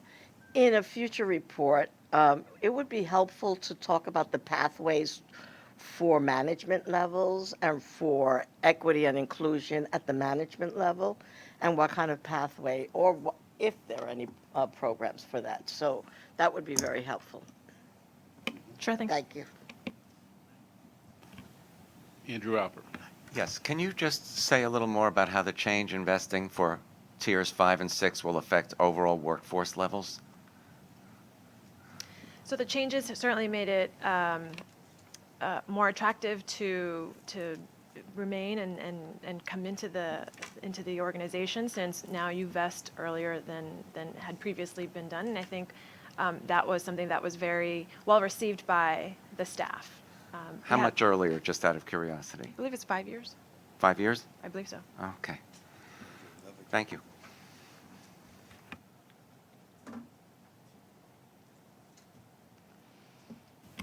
Mr. Brinkman. Yes, I was just curious, how do the salaries we offer compare to the private sector? I noticed you were looking for, well, I come from a construction background, so I noticed you're looking for plumbers, you're looking for electricians. So are you competitive with the outside world, with construction in New York in general, as far as, those building trades are concerned? Generally, as an agency, we are not as competitive, and mostly on the non-rep side. On the represented side, I think, because everything is negotiated, and the represented side tends to fare a little better, or a lot better, than the non-represented side in terms of market comparables. If I may, Mr. Brinkman, Yes, sir. the plus is we have strong benefits, broadly speaking. We have a pension system, which certainly private sector, not widely available these days. And we have strong health and other benefits. Okay, I should have rephrased that. I should have meant the total package, total compensation package. That is compared where to we're the- strong, and historically on the non-rep side, non-represented workers, the cash compensation side is not as strong as private sector market. But we are, in fairness, one of the things that Lizette is doing is trying to really reevaluate where we stand in that picture. So that is an ongoing effort that Lizette is undertaking. Okay, great. Thank you for the clarification. Ready to go on to our second presentation? I'm sorry, Mr. Brown. Yeah, regarding what attracts someone to a job. Yeah, we have, I defend all our jobs, say these are good jobs. We like them a lot. But as far as wages and benefits, believe me, the construction industry has very good pension benefits, the union side, and very good health and welfare benefits. That's not where our advantage is regarding recruitment. Our advantage in recruitment is you don't get laid off 6 months, 8 months, a year. So that's the sort of thing that makes us more of a career. Now, two, it's like the business cycle. Now the demand for labor is very high, and all the really great people seek out the money. Well, when the demand for labor is much lower, then the opposite happens. So we got to position ourselves in the sweet spot for each institution. Now, my concern, which was my concern with the transformation, and I feel like this is a little bit of a Groundhog Day conversation we're having about recruiting, by the way. This goes over and over again, but the transformation took all of that dynamic from the agencies and put it in your lap at the mothership. So this is my concern, is that as time goes on, the managers here are less capable of reacting to their very dynamic human resource needs. And it's time to put an end to the transformation and regress some of that power to the local agencies so that these highly competent professionals you hire to run each agency are able to react to their specific needs.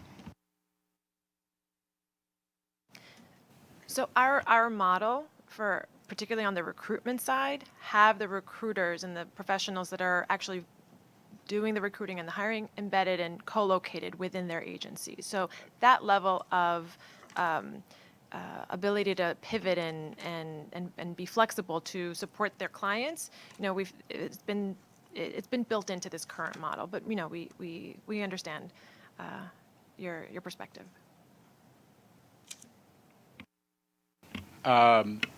Thank you, everybody, for hearing us out on something which is a little technical, not maybe as front of mind for all of the riders, but is so important. We're an organization of, depending on what year, 65 to 70,000 people, and we really need to be making sure that our workforce, which is the MTA, let's not get it wrong, is constantly a focal point, making sure we have provide a top-tier opportunity and that we're an employer of choice. So that's what we're doing. I just want to acknowledge again what an amazing job Lizette Camillo has done since she came to us after her successful career as the Commissioner of DCAS in the City of New York. Thank you, Lizette. At this point, I'm passing it over to Rich to lead the Queens Bus redesign presentation. Rich. Thank you, Mr. Chairman. If you can tell me just for a moment, I also wanted to acknowledge and thank the public speakers today for welcoming me, giving me a nickname. But in all seriousness, also wanted to acknowledge that I look forward to working with the accessibility community and our paratransit customers as well. You'll be hearing a lot more from me, and Jason, I hope I earn a better nickname than Mr. Boston in my tenure here. Moving on to the bus redesign, we've used the phrase bus redesign, but I actually think it's a modernization. As I understand it, we haven't really looked at the Queens service in such a comprehensive way in maybe 50 to 70 years. Dorian will have some history on that to share. With change always comes controversy. For every bus stop, I've said in other cities, that there's always a constituent who has a concern if we're changing it or closing it, and we're very cognizant of that. We've been out listening to our customers. You'll hear from Dorian about the process, and we've also been listening to our bus operators too. These are the folks that are actually, in the trenches, really, obviously driving our service, and will know what right-hand turn or left-hand turn might be less safe or unsafe, as an example. So that internal feedback has also, I think, really helped us. I do want to thank Judy McLean, her team, Dorian, who represents a number of folks who have been working hard on this. Thank you very much. And I would lastly say, this is part of a bigger bus strategy that we have, right? So our redesign or our modernization, whether it's in the Bronx, Queens, and hopefully Brooklyn, coming soon, is part of an overall strategy. And so that's working with the mayor and the city. The mayor's outlined a really ambitious 150 miles of new bus lanes in the next 4 years. That is super exciting. We're going to support him and the team at the city DOT to implement that. And our ABLE enforcement cameras. I was on a bus over the weekend, the 42. Frank saw me take a number of pictures. There's an ice cream truck. There's private buses. There's a litany of obstacles in the way of our bus lanes, which is frustrating, certainly for me as a customer. Our operator, by the way, did wonders, dodging all of those on road. So we've got a lot of work to do beyond the redesign. I just wanted to make sure that this board knew and the public knew that the redesigns are just a piece of our overall strategy to improve bus. So with that, Dorian, please. Hi, good afternoon. So I'll jump right into this. So why are we redesigning the bus network in Queens?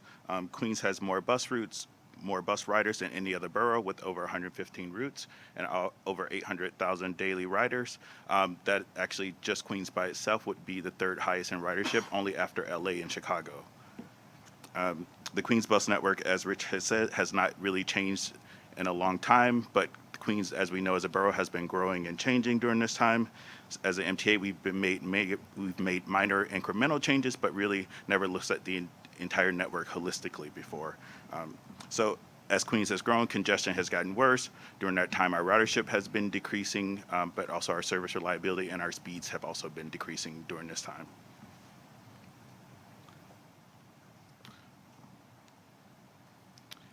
So just to recap the process of the redesign, so we launched this project back in April of 2019. Immediately after that, we published an existing conditions report, which was a detailed analysis of all the existing service that was in the borough in terms of performance and other features. Then we published a draft plan at the very end of 2019. That was the first draft plan. And then we did about 2.5 months of outreach immediately after that before we had to pause the project because of COVID. But during that 2.5 months, we received an unprecedented amount of feedback, over 11,000 comments. And then the good thing about the pause for COVID, we had the 18 months for the team to really analyze all those comments. And we actually came up with a new draft plan that was really responding to the customer feedback that we did receive. We released that new draft plan at the end of March. And since then, we've been doing workshops and public engagement with the community on that new draft plan. So when we first started this project, we asked our customers, we had open houses throughout the borough of Queens, but we also had a survey. We asked our customers what was important to them. They had 4 answers. They wanted reliable service. They wanted the bus to show up when it was supposed to. They wanted faster travel. They wanted the bus to show up quickly, but once on the bus, they want to get to their destinations as fast as possible. They want better connections within Queens, but also to neighboring boroughs. And they also wanted a system that was easy for them to use and understand. The map on the right is the new proposed network. There are 4 route types that we're proposing. 3 of these are existing. We have local routes that are connecting local neighborhoods with much closer stop spacing. We have limited routes which are serving high demand corridors with more frequent service. We have SBS or crosstown routes that are connecting key destinations across longer distances with fewer stops. And then the brand new service we're proposing here are rush routes, which connect from the outer borough to get customers to the subway faster. And I'll talk about that in a little bit more detail later. So the strategies we're using to improve the bus network here in Queens, these are not different strategies than we used in the Bronx, but also in Staten Island for the express bus redesign in 2018. We are simplifying the network to make our routes more direct and straight. We are expanding connections. This is connections not only to Long Island Railroad in Queens here, but also looking at ADA accessible stations, whether that's current or future proposed ADA accessible stations. We're also looking at improving frequency on our key corridors, and these are high ridership corridors. There's a map later that I will discuss about this. We're also looking at improving bus stop spacing, which Rich talked about earlier. And then last, we are continuing to work with our partners at New York City Department of Transportation to improve bus priority, so bus lanes and other treatments to speed up our buses and improve service reliability.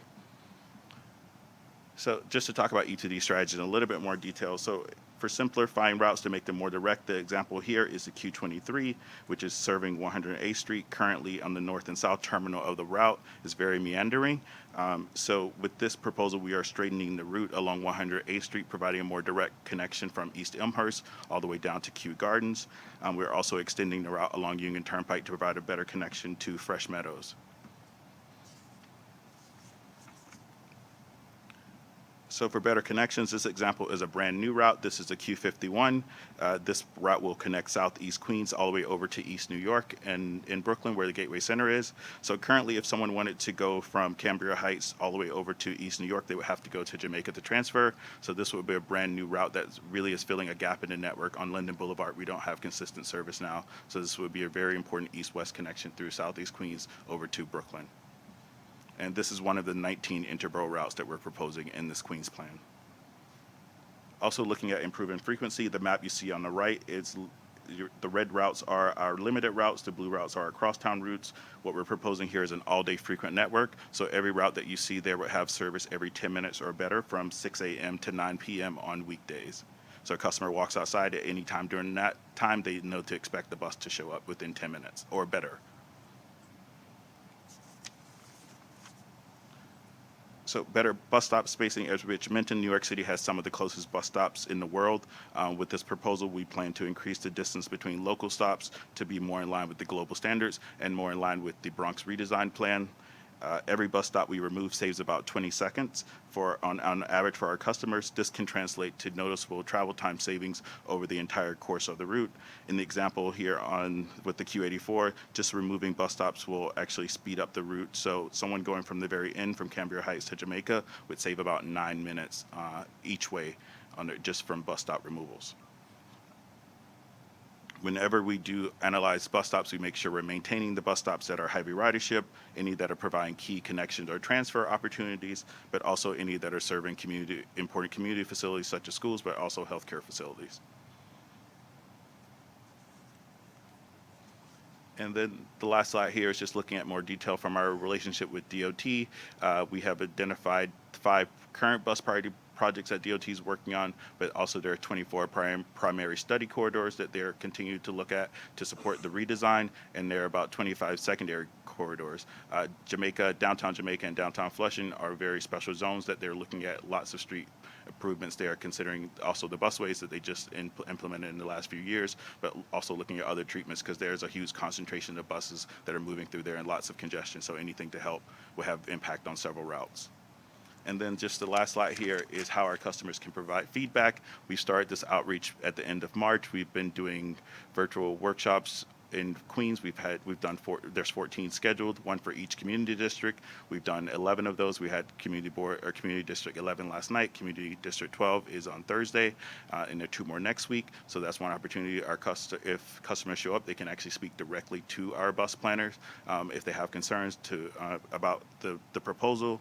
And then also we have Remix, which is a web-based interactive tool where customers can actually look at their routes, look at their stops, and add comments directly onto their route. It's location-based, so it helps the customer really understand the proposals. And then lastly, we have a very comprehensive website that has all the information that I've covered in today's presentation, but there are also other resources there, such as their detailed route profiles. There's also a comment portal where customers can also leave detailed information and give us additional feedback on this new Queens Bus draft plan. Thank you. Great. So I'm going to invite questions and comments. Mr. Glucksman at the ready. Very interesting presentation.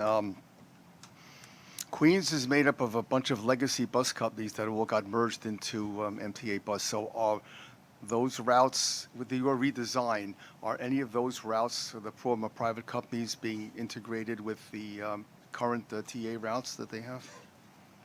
Yeah, and that's part of the reason for a lot of the route redundancy, because they were the private companies that were offering different services that were competing with each other. And when all those companies were formed together, they created MTA Bus Company, which is operating half the service in Queens, and New York City Transit is operating the other half. But all of those routes are being studied for this redesign. That's why it's 115 of them. All right, thank you. Mr. Albert. Yes, thank you very much for this. You, of course, know that we are at the PCAC and Transit Riders Council and Long Island Railroad Commuter Council are looking to put more people on the commuter rails within the boroughs as another means of getting around the city and utilizing the MTA's fabulous facilities. So I'm wondering if some of the redrawn routes are made to potentially connect people to Long Island Railroad stations in Queens.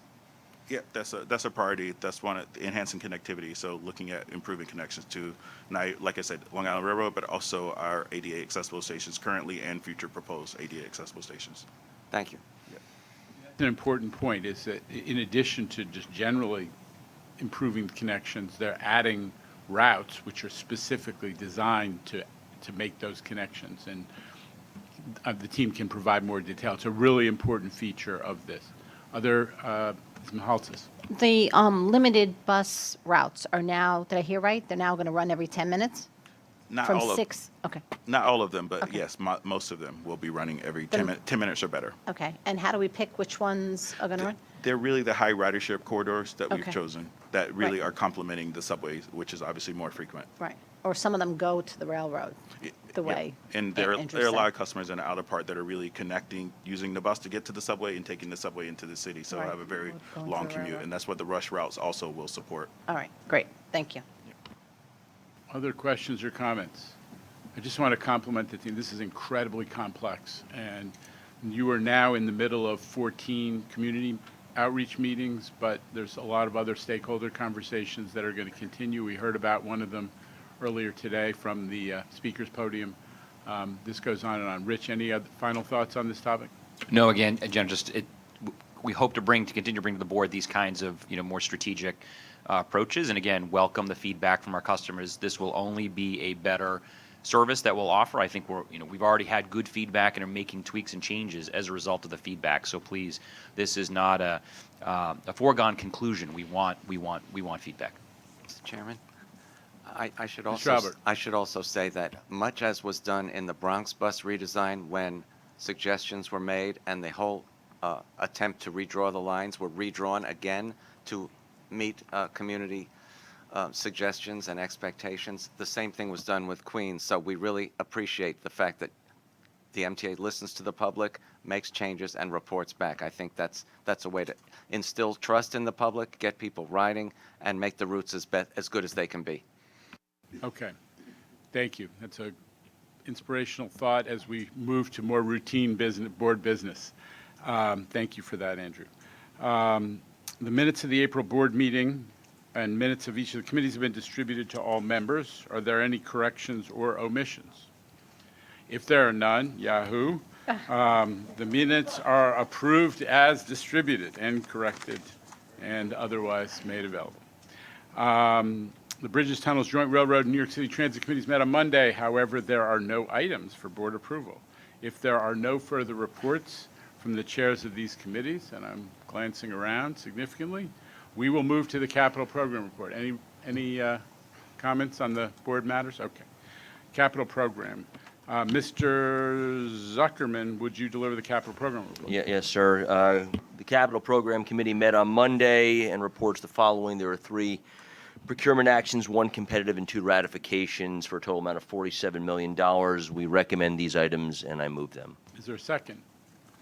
Second. All in favor? Aye. Any opposition or abstention?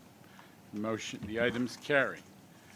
Mr. Zuckerman, would you also deliver the Finance Committee report? I will, if you'll allow me a slight augmentation to our routine, which is we did meet on Monday, and I do want to augment something you said earlier. One, I'm very happy to have your leadership and Kevin's leadership in front of us because the financial gap is meaningful, it is out there, and it's not that far away.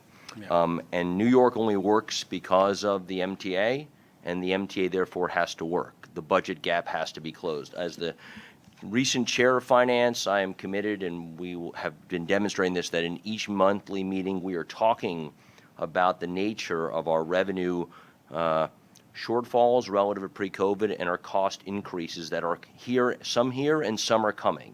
And so that is a frequent and fervent topic of discussion at our finance committee meeting. I say that obviously all my fellow board members are on that committee, or most of them, so that is for the public to hear me say that. We are cognizant and we are aware and we are here to work with all levels from the federal on down about how we close that gap.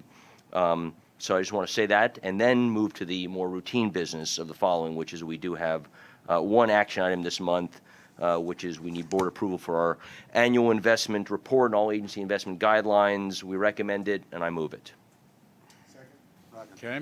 All in favor? Aye. Aye. Any opposition or abstention? The item carries. All right, and there are 3 competitive procurement actions this month for $17.2 million. We recommend these, and I move it. Okay. All in favor? Any opposition or abstention? The item carries. And there are 4 real estate action items this month described on, I don't know why we tell the page numbers for these items, but these are, for whatever reason, we're calling these out pages 44 to 58 of the board book, distribute this meeting. We recommend these items and I move them. Second. All in favor? Aye. Any opposition or abstention? The real estate items are approved. And so ends the Finance Committee report. Thank you, Neil. There's one additional item to discuss, and I'll call on Board Member Mahaltzis for the motion. Chair Lieber, I'd like to make a motion to convene an executive session to discuss a personnel matter pursuant to Section 105, Section 1E of the New York State Public Officers Law. Second. I need a motion? All in Okay. favor? Aye. Any opposition, abstention? All right, we're in executive session.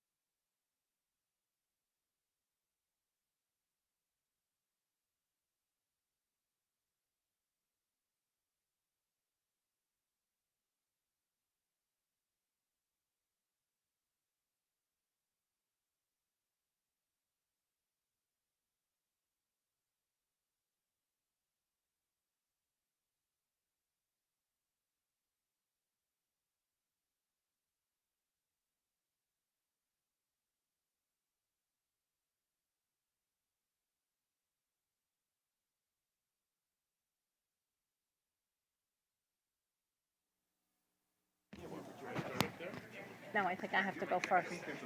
I have to.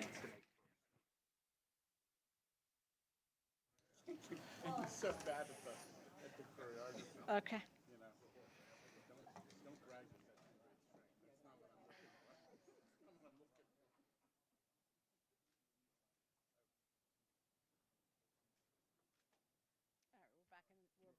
We're back on the record and in session. Okay. While in executive session, the board discussed and voted affirmatively on a personnel matter. So we're good. Okay. So now we get to move on to the dessert of the meal, which is hopefully some good news.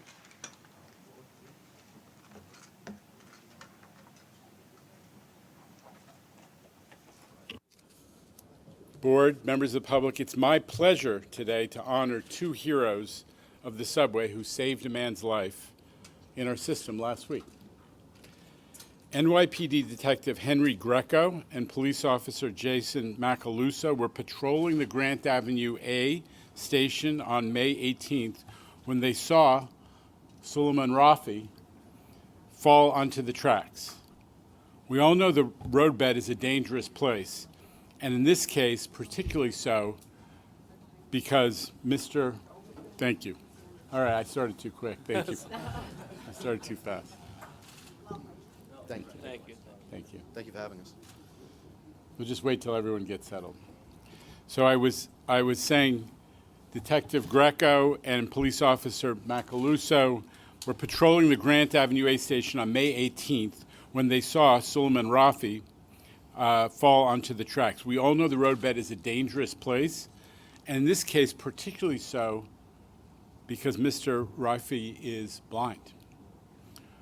With the train about to pull into the station, Detective Greco and Officer Macaluso had to act quickly to get Mr. Rafi to safety, and they didn't waste a single second. The incident was actually captured on video by the officer's body cameras. Take a look.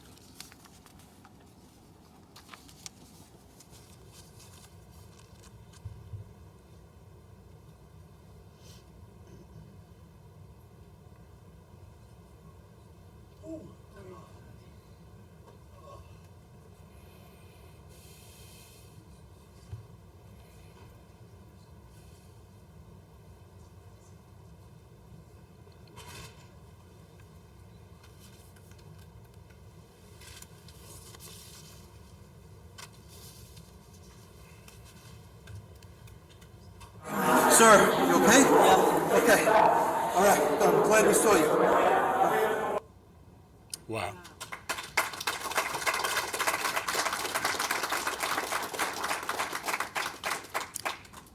I know we're all incredibly moved by what you did. Thank you. Rich, would you say a few words? Thank you. Obviously, we're all thankful for his safety and the best and only outcome we could have prayed for. Some say he was lucky, but the detective and the officer were at the right place at the right time.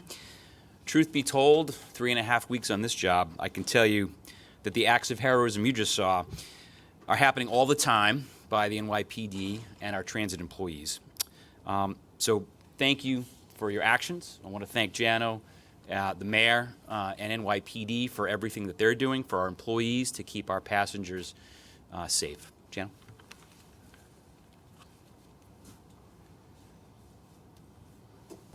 Okay. Are we ready for? Oh. Okay. Yeah. Okay. We actually have a surprise for Detective Greco and Officer Macaluso. For the first time since the man you saved was taken by EMS to the hospital, the last time you saw or spoke with him, Suleiman Rafi wanted to be here to share this moment with you and thank you himself. I'm delighted to welcome to MTA headquarters Suleiman Rafi.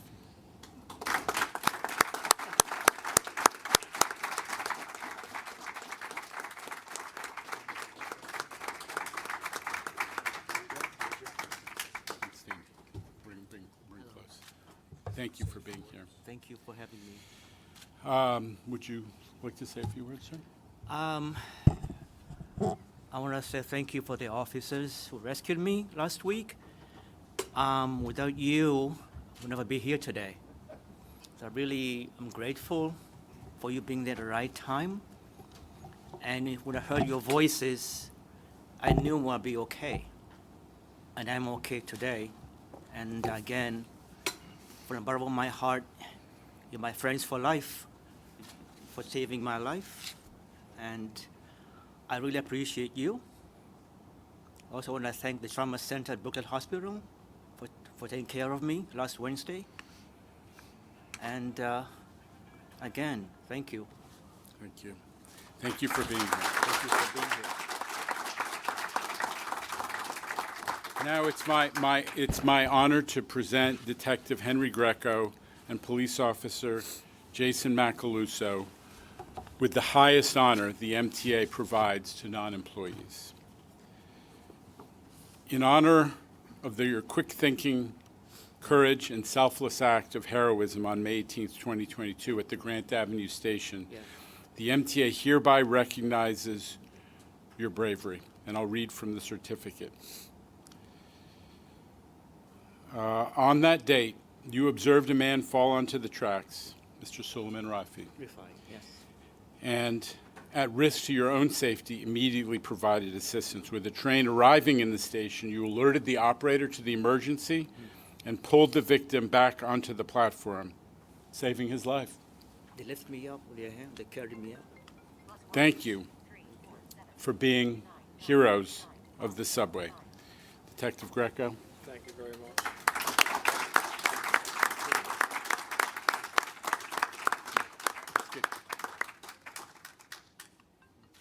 Okay, let's come the group. We'll get a group shot after. Hold on one second.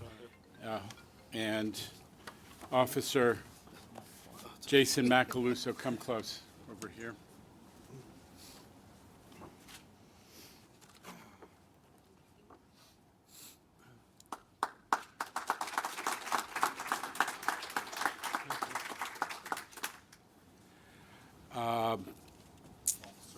Yes, would you invite the officers to say a few words, Detective?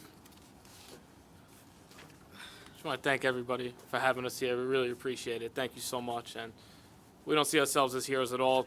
We think anybody would have done the same thing. So thank you guys. Absolutely. Can I give you a hug? Absolutely.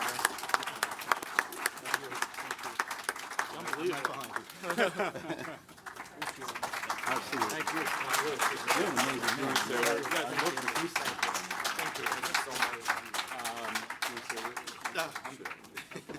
All right. Just we're thank gonna you, take, we're going to take photos. So, no, please, I don't care. Okay. Okay. And we're going to ask Chief of the Housing Division, Chief Madri, to say a few words as well, please. Yes, please. Okay. This is put you on the spot. Good afternoon, everyone. Just really quick, and I just really admire these two officers because you asked them, speak, and Detective Greco gets up here and just says, "Oh no, we just did our job." But I know about these two guys. I used to do a lot of things when I was in charge of Brooklyn. They do a lot for the community. They work with the youth. When we used to run sports programs. During the whole COVID pandemic, they got food trucks to come out into the Brownsville community to serve people who were dealing with, food insecurity. These two officers do an awful lot for the community. They go above and beyond for the community, and they truly are heroes. So, guys, thank you for what you do, not only in this specific incident, but what you do every day, because you make the difference in this city. Thank you for speaking. Okay, now we're going to take photos. We're going to all move over here just to take a photo. Come with me. Thank you. Thank you. Let me just get the officers.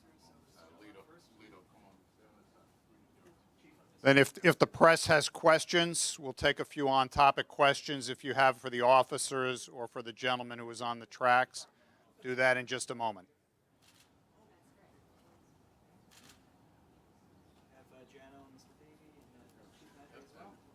Captain Gill?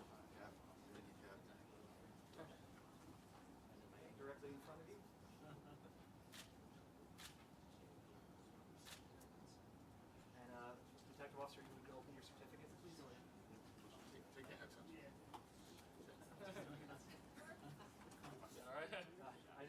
on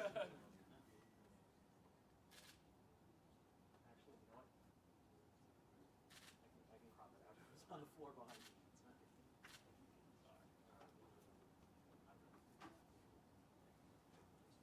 gentlemen. Thank you. Thank you. Sir, hi, I'm Chief Manager. God bless you. God bless you. Thank you. Thank you. Thank you, guys. Really, seriously. Good luck on the new. Hey, thank you. Thank you, please. All right, anybody back here have questions? All right, Clayton, we get a microphone, please? Hi, this Just is got a couple of on-topic questions. real quick. If Mr. Solomon could answer this, I'm just wondering how often, sir, how often do you ride the subway? Where were you heading that day? Okay. I was coming from work. I do trip every day. It's my way coming home from work and going to work at the same station. But for some reason that day I misstepped, and things happen. But I've been doing this trip for 17 years, going to work at the same agency in Grand Avenue Station with the A train. But last Wednesday, just misstepped. Right. Okay. Real quick, Jano, were there tactile warning strips at that station? No, we're not going to do that here. Anything else for the guests? You'll have plenty of opportunity to ask all the questions in a news conference. Anything else for the guests? No? All right, thanks, everybody. Appreciate it. Thank you. Thank you again. Thank you for having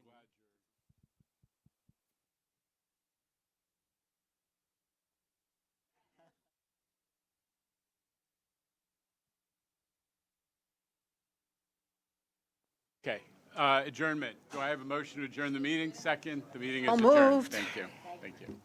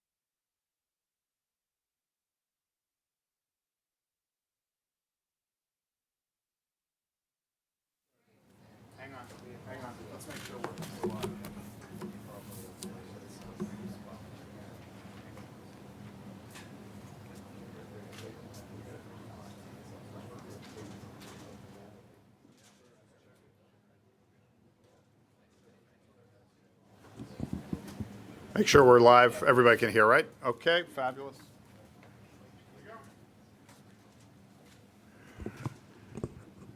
Okay. Good afternoon. As I said at the outset of my comments, this has been an incredibly tough week for, obviously, for people in Texas, but also for New Yorkers and especially subway riders. The acknowledgement that we had at the end of the in the ceremony at the end of the board meeting, I think, is also a reminder of the good things that are happening. That is a case where what the mayor has said, has directed, which is that not only do we have transit cops on platforms and on trains and in stations, but that police officers from other commands, in this case it was the Housing Bureau, are doing tours and inspections in the subway system. Those are the guys, Detective Greco and Officer Macaluso, who saved Mr. Raifi. So those are, I think, signs of the impact that the approach that the city and the NYPD are taking is having effect. Another data point was yesterday when there was a woman in the system who was buying a Metro card at the machine. Somebody came up behind her, started pushing on her and trying to grab her backpack, and there was an officer in the station who heard the commotion and came in and made an arrest. Where was that? Somebody remind me? Okay, well, we'll give you that if you're interested. We'll give you that information. So I'm seeing more and more of these. Obviously, it's too early to say there's a really positive trend, especially on a week where something as terrible as the Q train happens. But there are data points that suggest there is impact from the strategy of deployment that we are seeing from the NYPD. Marshall Parkway in the Bronx. Okay, so with that, Mr. Minton.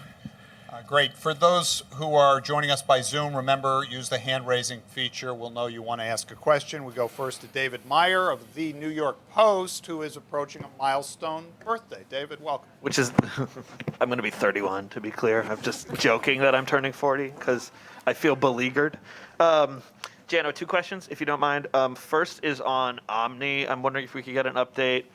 I know it's been discussed before that there's been some issues getting the physical cards to retail, and I'm also wondering when the fare card machines will be coming, and if you're running behind or anything's wrong there. So I think we'll have to give you some follow-up. There initially, it's no secret, there was initially the retail network development took a little while to unfold. There were definitely some challenges with getting some of the major retailers who had committed to this to train their folks and to make the cards more visible in CVS, Walgreens. I don't want to call anyone out in particular, but it was those retail chains who during the COVID were a little slower than we had hoped.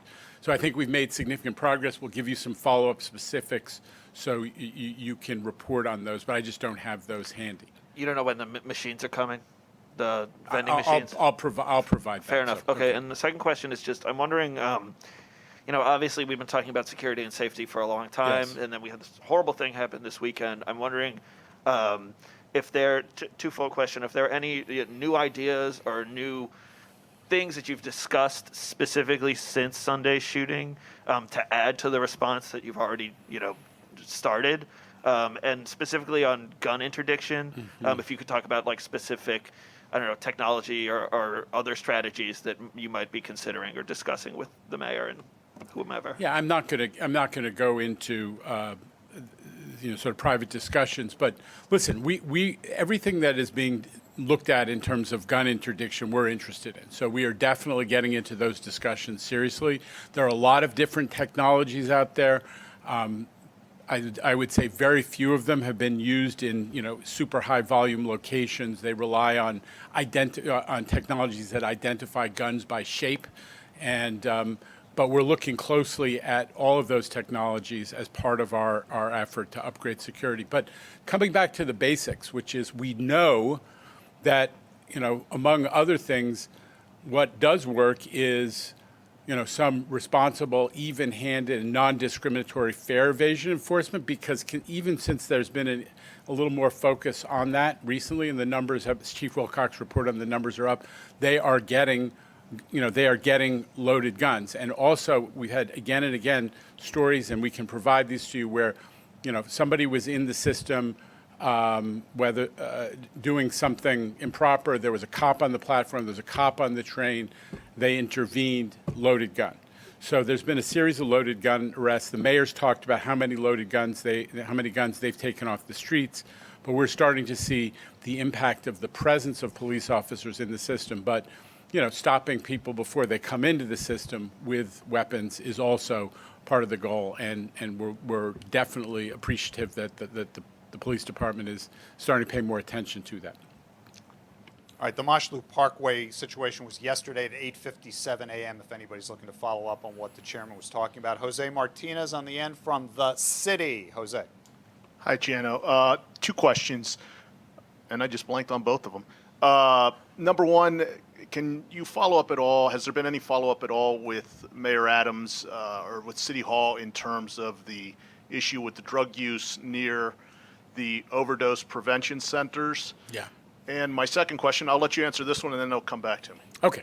So, yeah, I mean, we alerted City Hall to the fact that we respect the decision to have these safe injection centers. But in the case of 181st Street, what was happening is when that facility would close, people who had been given drug paraphernalia, safe hypodermic needles and all the other works, were then going down into the subway and using in the system. And not only was that incredibly alarming for the passengers, but we were ending up with literally thousands of needles on the tracks. So we raised the issue with City Hall and with the, and you wrote about it a couple weeks ago, and now the mayor said that he wants that facility, and I believe others as well, to stay open 24 hours so that they don't have these kinds of collateral damage effects on the neighborhood. And I very much appreciate the quick response once that issue had been brought to his attention. Second question is, some of your public commenters today raised the possibility, or raised their concerns rather, at having to still be doing in-person assessments for Access-a-Ride. Is there any thought to going back on that policy to having people test for eligibility by not being in person? And what's the value of in person? Honestly, Jose, I am not conversant on that issue. We will come back to you with a response that is informed. I just don't know that issue. It's really the first time I'm sure it's been raised before in a public setting, but we heard about it from a couple people today, so I want to get more educated. All right, let's go out east, representing the good people of Long Island, Alfonso Castillo of Newsday on the Zoom equipment, sir. Alfonso, good afternoon. Hello. Hi, Jano. Thanks for the presentation on Monday about all the different projects in the capital construction. That was really informative. I've got a couple of questions coming out of that, one on East Side Access and one on Third Track. On East Side Access, the gentleman who gave the presentation, whose name escapes me, I think it's the project executive. His name is Rob Troop. Go ahead. Yes, thank you. He said as clearly as I've heard, even though it's something that we've kind of all known, that once East Side Access is in place, the Long Island Railroad is going to see a significant reduction in service in Penn Station. I know it is a net gain overall, but what do you say to people who work near Penn Station, take a subway train near Penn Station, for whom East Side Access is just going to be a service reduction? Okay, well, my suggestion is why don't you wait until a couple of weeks until we put out the service plan and before we move into full criticism mode. My own view is there's a lot of service to Penn now, and there will be a lot of service in the future. And on top of that, people are going to have the option to go to East Midtown, which happens to be, by most measures, the center of the knowledge economy in the United States of America. So we think we're giving a big upgrade to our friends in Long Island, on top of the benefit of now having for the first time reverse commuting capacity, which is going to help Long Island businesses. So there'll be more service overall, there'll be more options, and there will continue to be a lot of service to Penn Station, which not everyone loves right now, and one of the reasons we're trying to dramatically improve it, and that's a Governor Hochul priority. Well, let's just stay on Zoom with Peter Haskell of CBS 880 Radio. Peter, just need you to unmute. There you go. Yep, thank you. I want to ask you about the shooting, and just in terms of the cops, how many cops have been added this year, if you can help me with that? How many more cops do you think you need? And you acknowledged earlier riders are scared. What do you say to them about what's going on in the system now? Well, I think the number that the police department stated they've added 1,000 cops to the Transit Bureau. On top of that, they're dramatically increasing the presence of cops by bringing people who are topside in the precincts and just patrolling at the street level into the stations, including even the Housing Bureau. And those are the cops it was Housing Bureau cops making a patrol in Grant Avenue Station on the A train who rescued that man who had fallen onto the tracks dramatically. So that itself, I think, is the proof positive of the benefit of, in addition to the 1,000 increase in the Transit Bureau's force, those are the full-time transit cops, you have a lot more patrol and presence from these cops the NYPD officers who operate above grade in the precincts and in the Housing Bureau and so on. So I think it's been a dramatic improvement. The other thing that has really improved things is that the NYPD has responded to my request, or the MTA's request, that we have cops more present on the platforms and on the trains. And the mayor himself, who was a transit cop who rode the trains for years as part of his duty, has said that he believes there needs to be more police presence on the trains. We're starting to see it. It's starting to make a difference. And I think that over time, obviously, this week is a terrible week. This week, I cannot say to any New York City subway rider, don't feel afraid, because what happened is a terrifying nightmare. But I believe in the plan that the mayor has given, and even more, I believe in the commitment that he and the police commissioner have made. All right, just staying with Zoom a moment. Alfonso Castillo did have a second question. We're going to stay with Zoom to get that. Alfonso, come on back.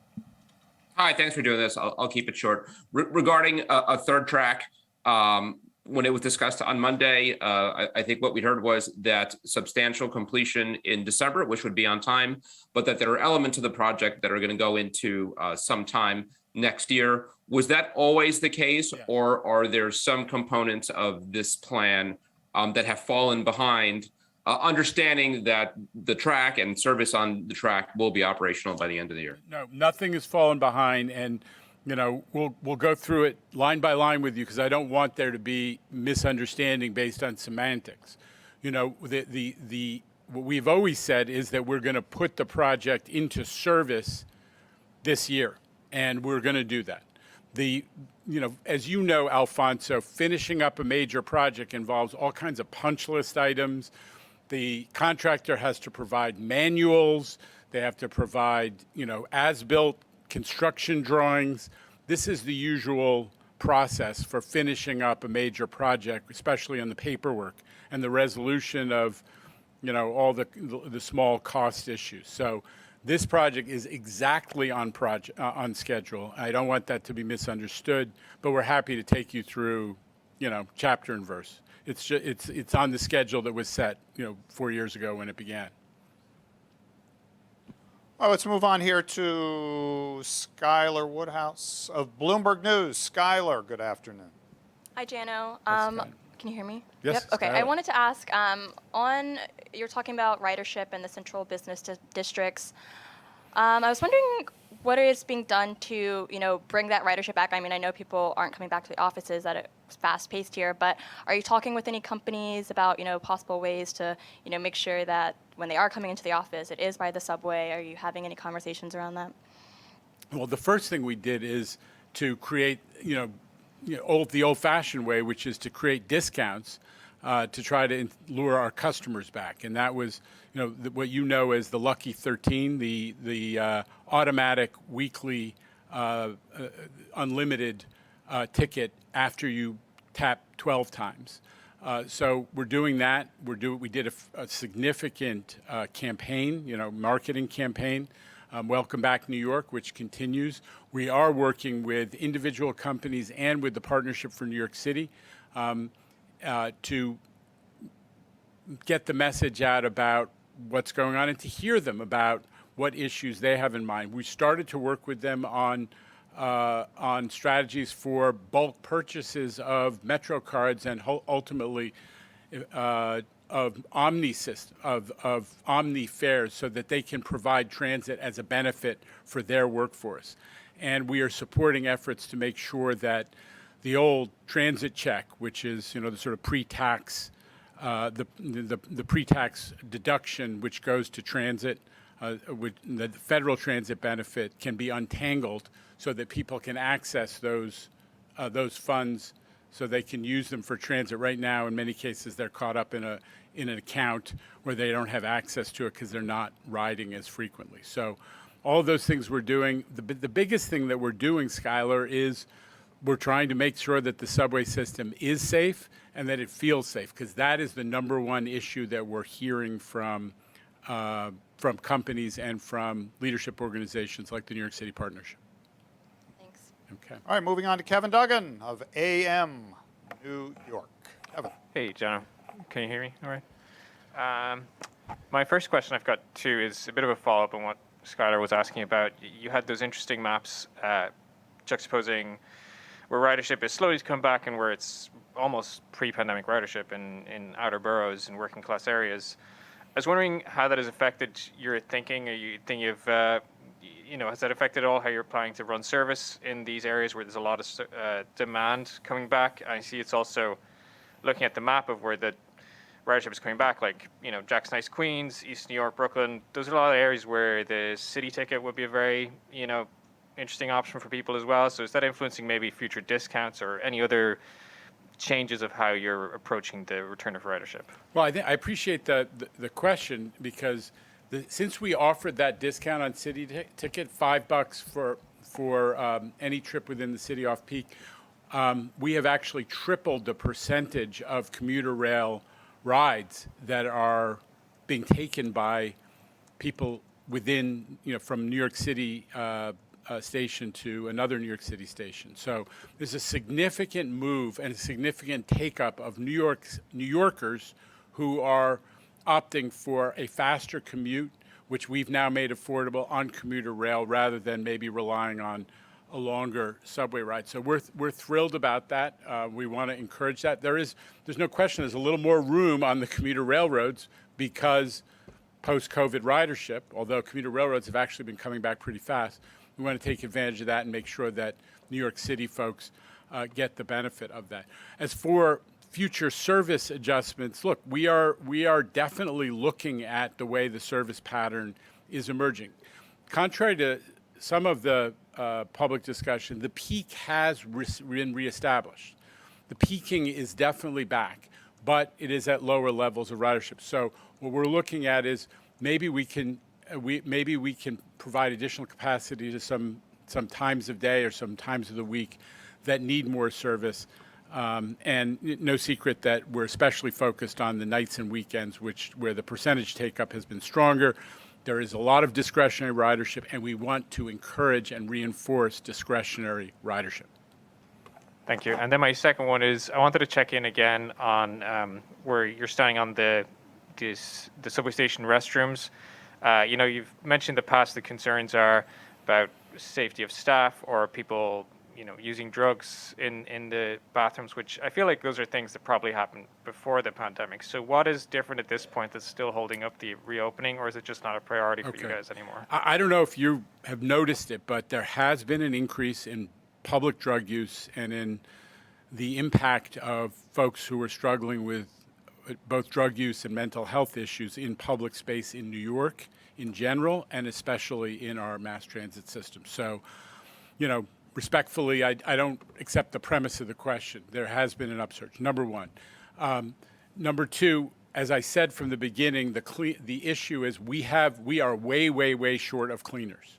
That is one of the issues that Rich Davey has undertaken, which is to redevelop the workforce at New York City Transit that does cleaning.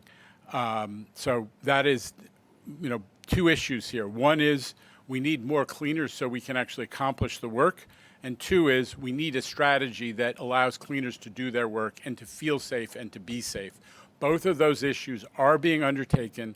And, I'm respectful of everybody wanting to open the bathrooms. I feel like right now what New Yorkers are crying out for is first and foremost safety and a lot of other core issues. But we are looking at opening the bathrooms once we can accomplish those twin goals of enough cleaners to do the work and a safety strategy for our cleaning workforce. All right, we move on to Dave Colon of Streets Blog, sporting the number 3 in the MLB, New York Mets. Dave, good afternoon. Heartbreaking loss last night, but we'll be back. Jana, I had a couple for you. One is a couple months ago we talked about all-door bus boarding, and you mentioned that you wanted to kind of hold off on starting a pilot until more people were using Omni. I'm curious if you've thought about whether instituting all-door bus boarding with all the readers being there already could spur the use of Omni for people and encourage them to use it. It's a great hypothetical, but at where we are right now, if we did all-door bus boarding, 85% of the riders who don't use Omni would not be eligible to board at the rear.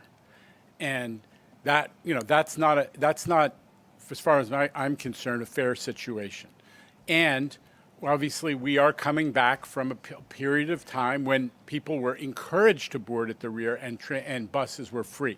So we're trying to reestablish fair payment as part of our bus system because we all want the system to be there.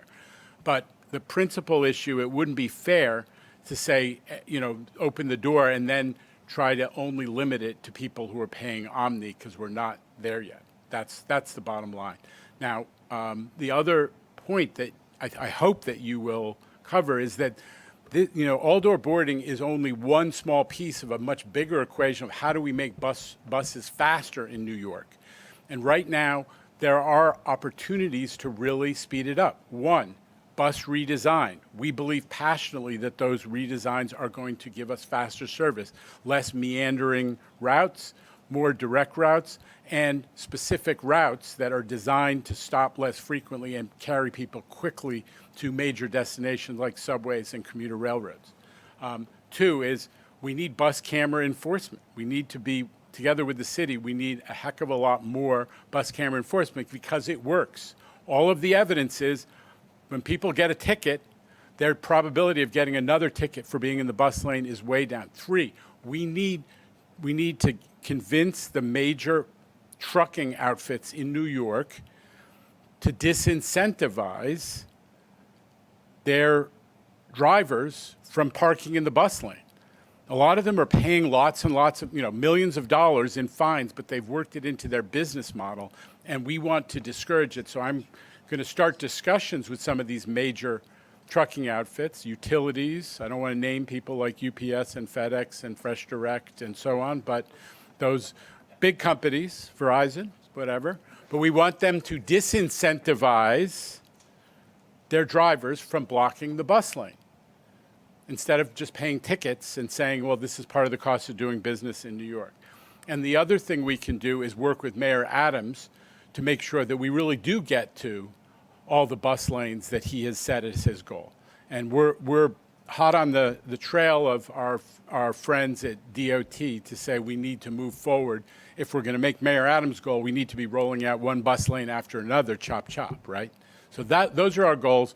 And I think all of those things, each of them, but collectively, they show a path to faster bus service, especially compared to 15% of the riders being able to use the back door. And then there's a The high-level schedule for congestion pricing says that in June, there's supposed to be the public notice of the availability for the environmental assessment for it. So yes or no? I mean, can you say whether we're going to see it? We're not going to see it in June? No, because we are still struggling with the federal government's 425 comments on the environmental assessment. And in some cases, we're working with the feds to nail down what exactly do you want us to do. And that has had an impact that is right now, at least a month on the schedule. The team is working their tails off to answer all those questions, to do new modeling, to do new analysis, to recalibrate everything in response to what the federal agencies' comments have gotten to. And it is having an effect on the schedule, and we're working to minimize it, but I don't want to mislead it. June is by the boards. So have they knocked a month back for everything then, or?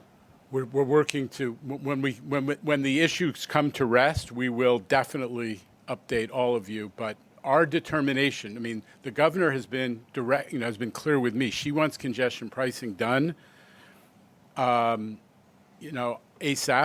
And we're trying to comply with that original schedule, which we arrived at after a lot of wrestling with different agencies of the federal government. But right now, we are trying to get over this one hurdle, which is the 425 comments that require us to make changes to the draft environmental assessment document.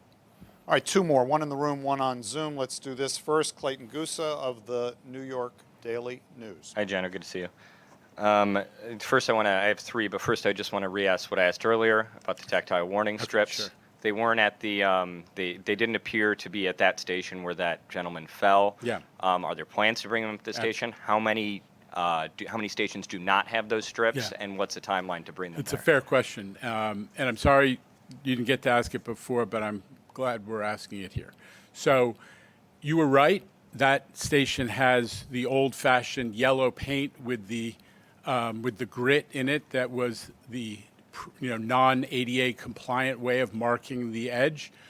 It is among approximately 80 stations that are not yet ADA compliant with tactile warning strips. On Monday, Carmel Arroyo, I think, gave an update on that is actually an ongoing current project to knock out those last 80 stations. Which has been in the works for some time, but is actually physically ongoing right now. Okay. And then I wanted to ask about crew availability. I'm looking at my spreadsheet of your service delivery you have a spreadsheet. positions. Yeah. You're down in service delivery in the subways for the third straight month. You're down almost 100 from November. You're up only 100 from when you started.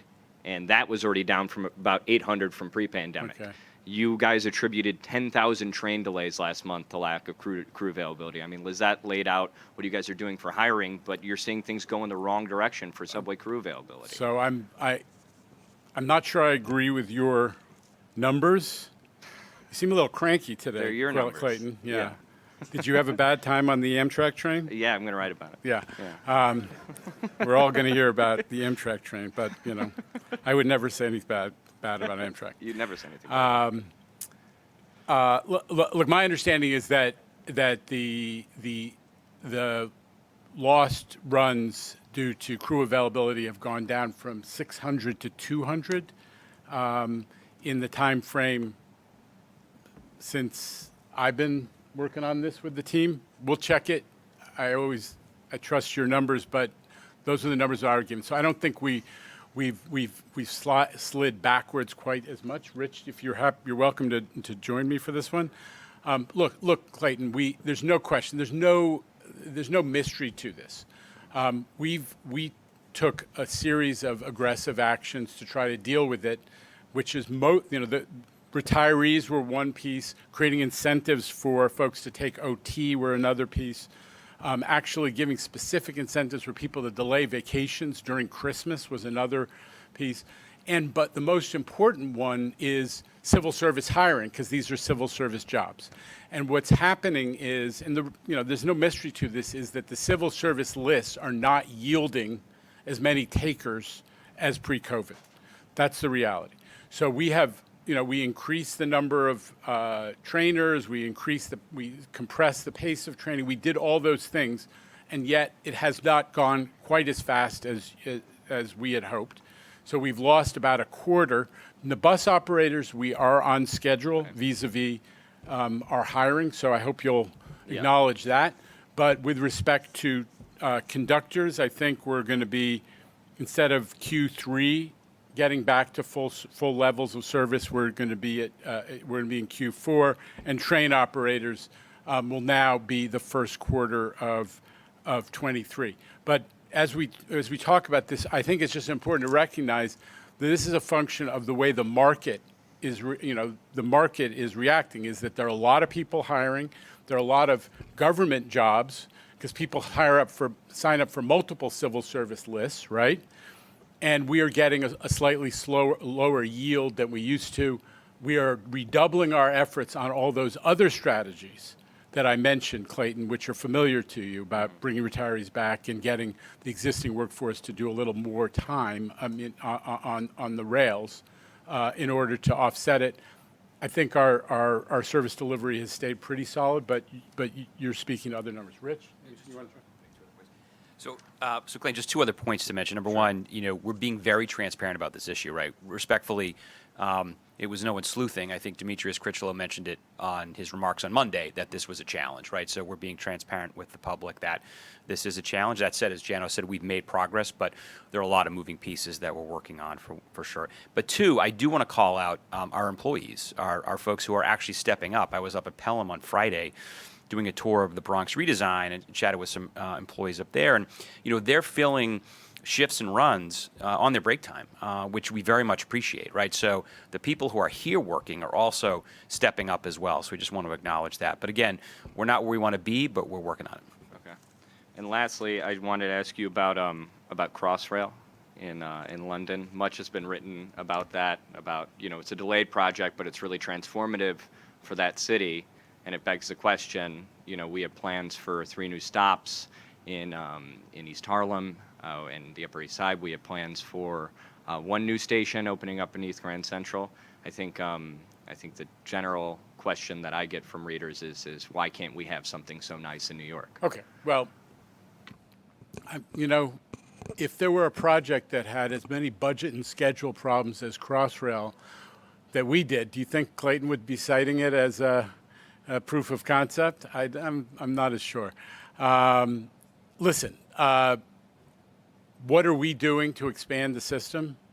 East Side Access, if you really want to be as dismissive as your description of it as a one-station project is, go ahead.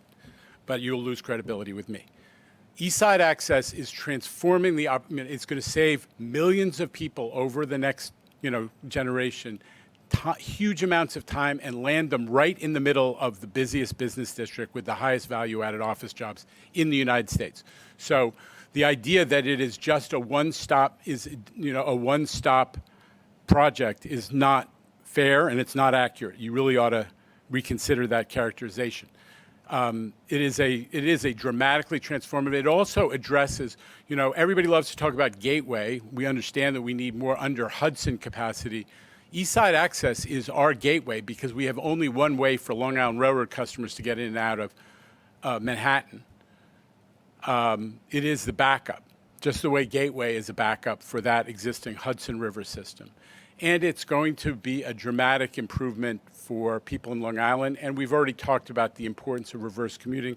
It will connect because you can now, and after Penn Access will be true equally of Penn, but because you will now be able to connect into Grand Central, you can go from Montauk to Wassaic, the full length of our region in a single station connection. So these are dramatic changes, and I would ask you to reconsider that characterization. In addition to that, we are dealing with the transit desert in the East Bronx, 4 stations, neighborhoods that have never had meaningful mass transit, cutting people in co-op cities' commutes to a job in Midtown from an hour and a quarter to an hour and a half down to 35 or 40 minutes, giving them a first-time opportunity to connect to jobs which are pretty close to them in Westchester and Connecticut. 4 stations, an area of the city that was a total, well, we don't use the phrase transit desert because they have buses, but in most parlance, not kind of a transit desert. Then we also have the Interborough Express. I mean, that we're talking about taking an existing rail line and connecting neighborhoods that have no rail service, East Flatbush, Maspeth, everything in between, and connecting people to 17 subway lines along the way. So a dramatic improvement for a huge swath of the city in that respect. East Harlem, I respectfully would recharacterize as that is making good a historic wrong, a community of color, maybe the highest rates of public housing in the city, most transit dependent, based on car ownership standards of any community in the city, and they've been left out of the rail system, promised to them in the 1940s and 50s when they knocked down the 3rd and 2nd Avenue L, now making good on that connectivity so they can get to jobs, employment, and everything New York has to offer. So I think we have a pretty serious agenda in terms of expanding the system. I don't know the Crossrail project well enough to compare and contrast. I'll have to rely on you for that.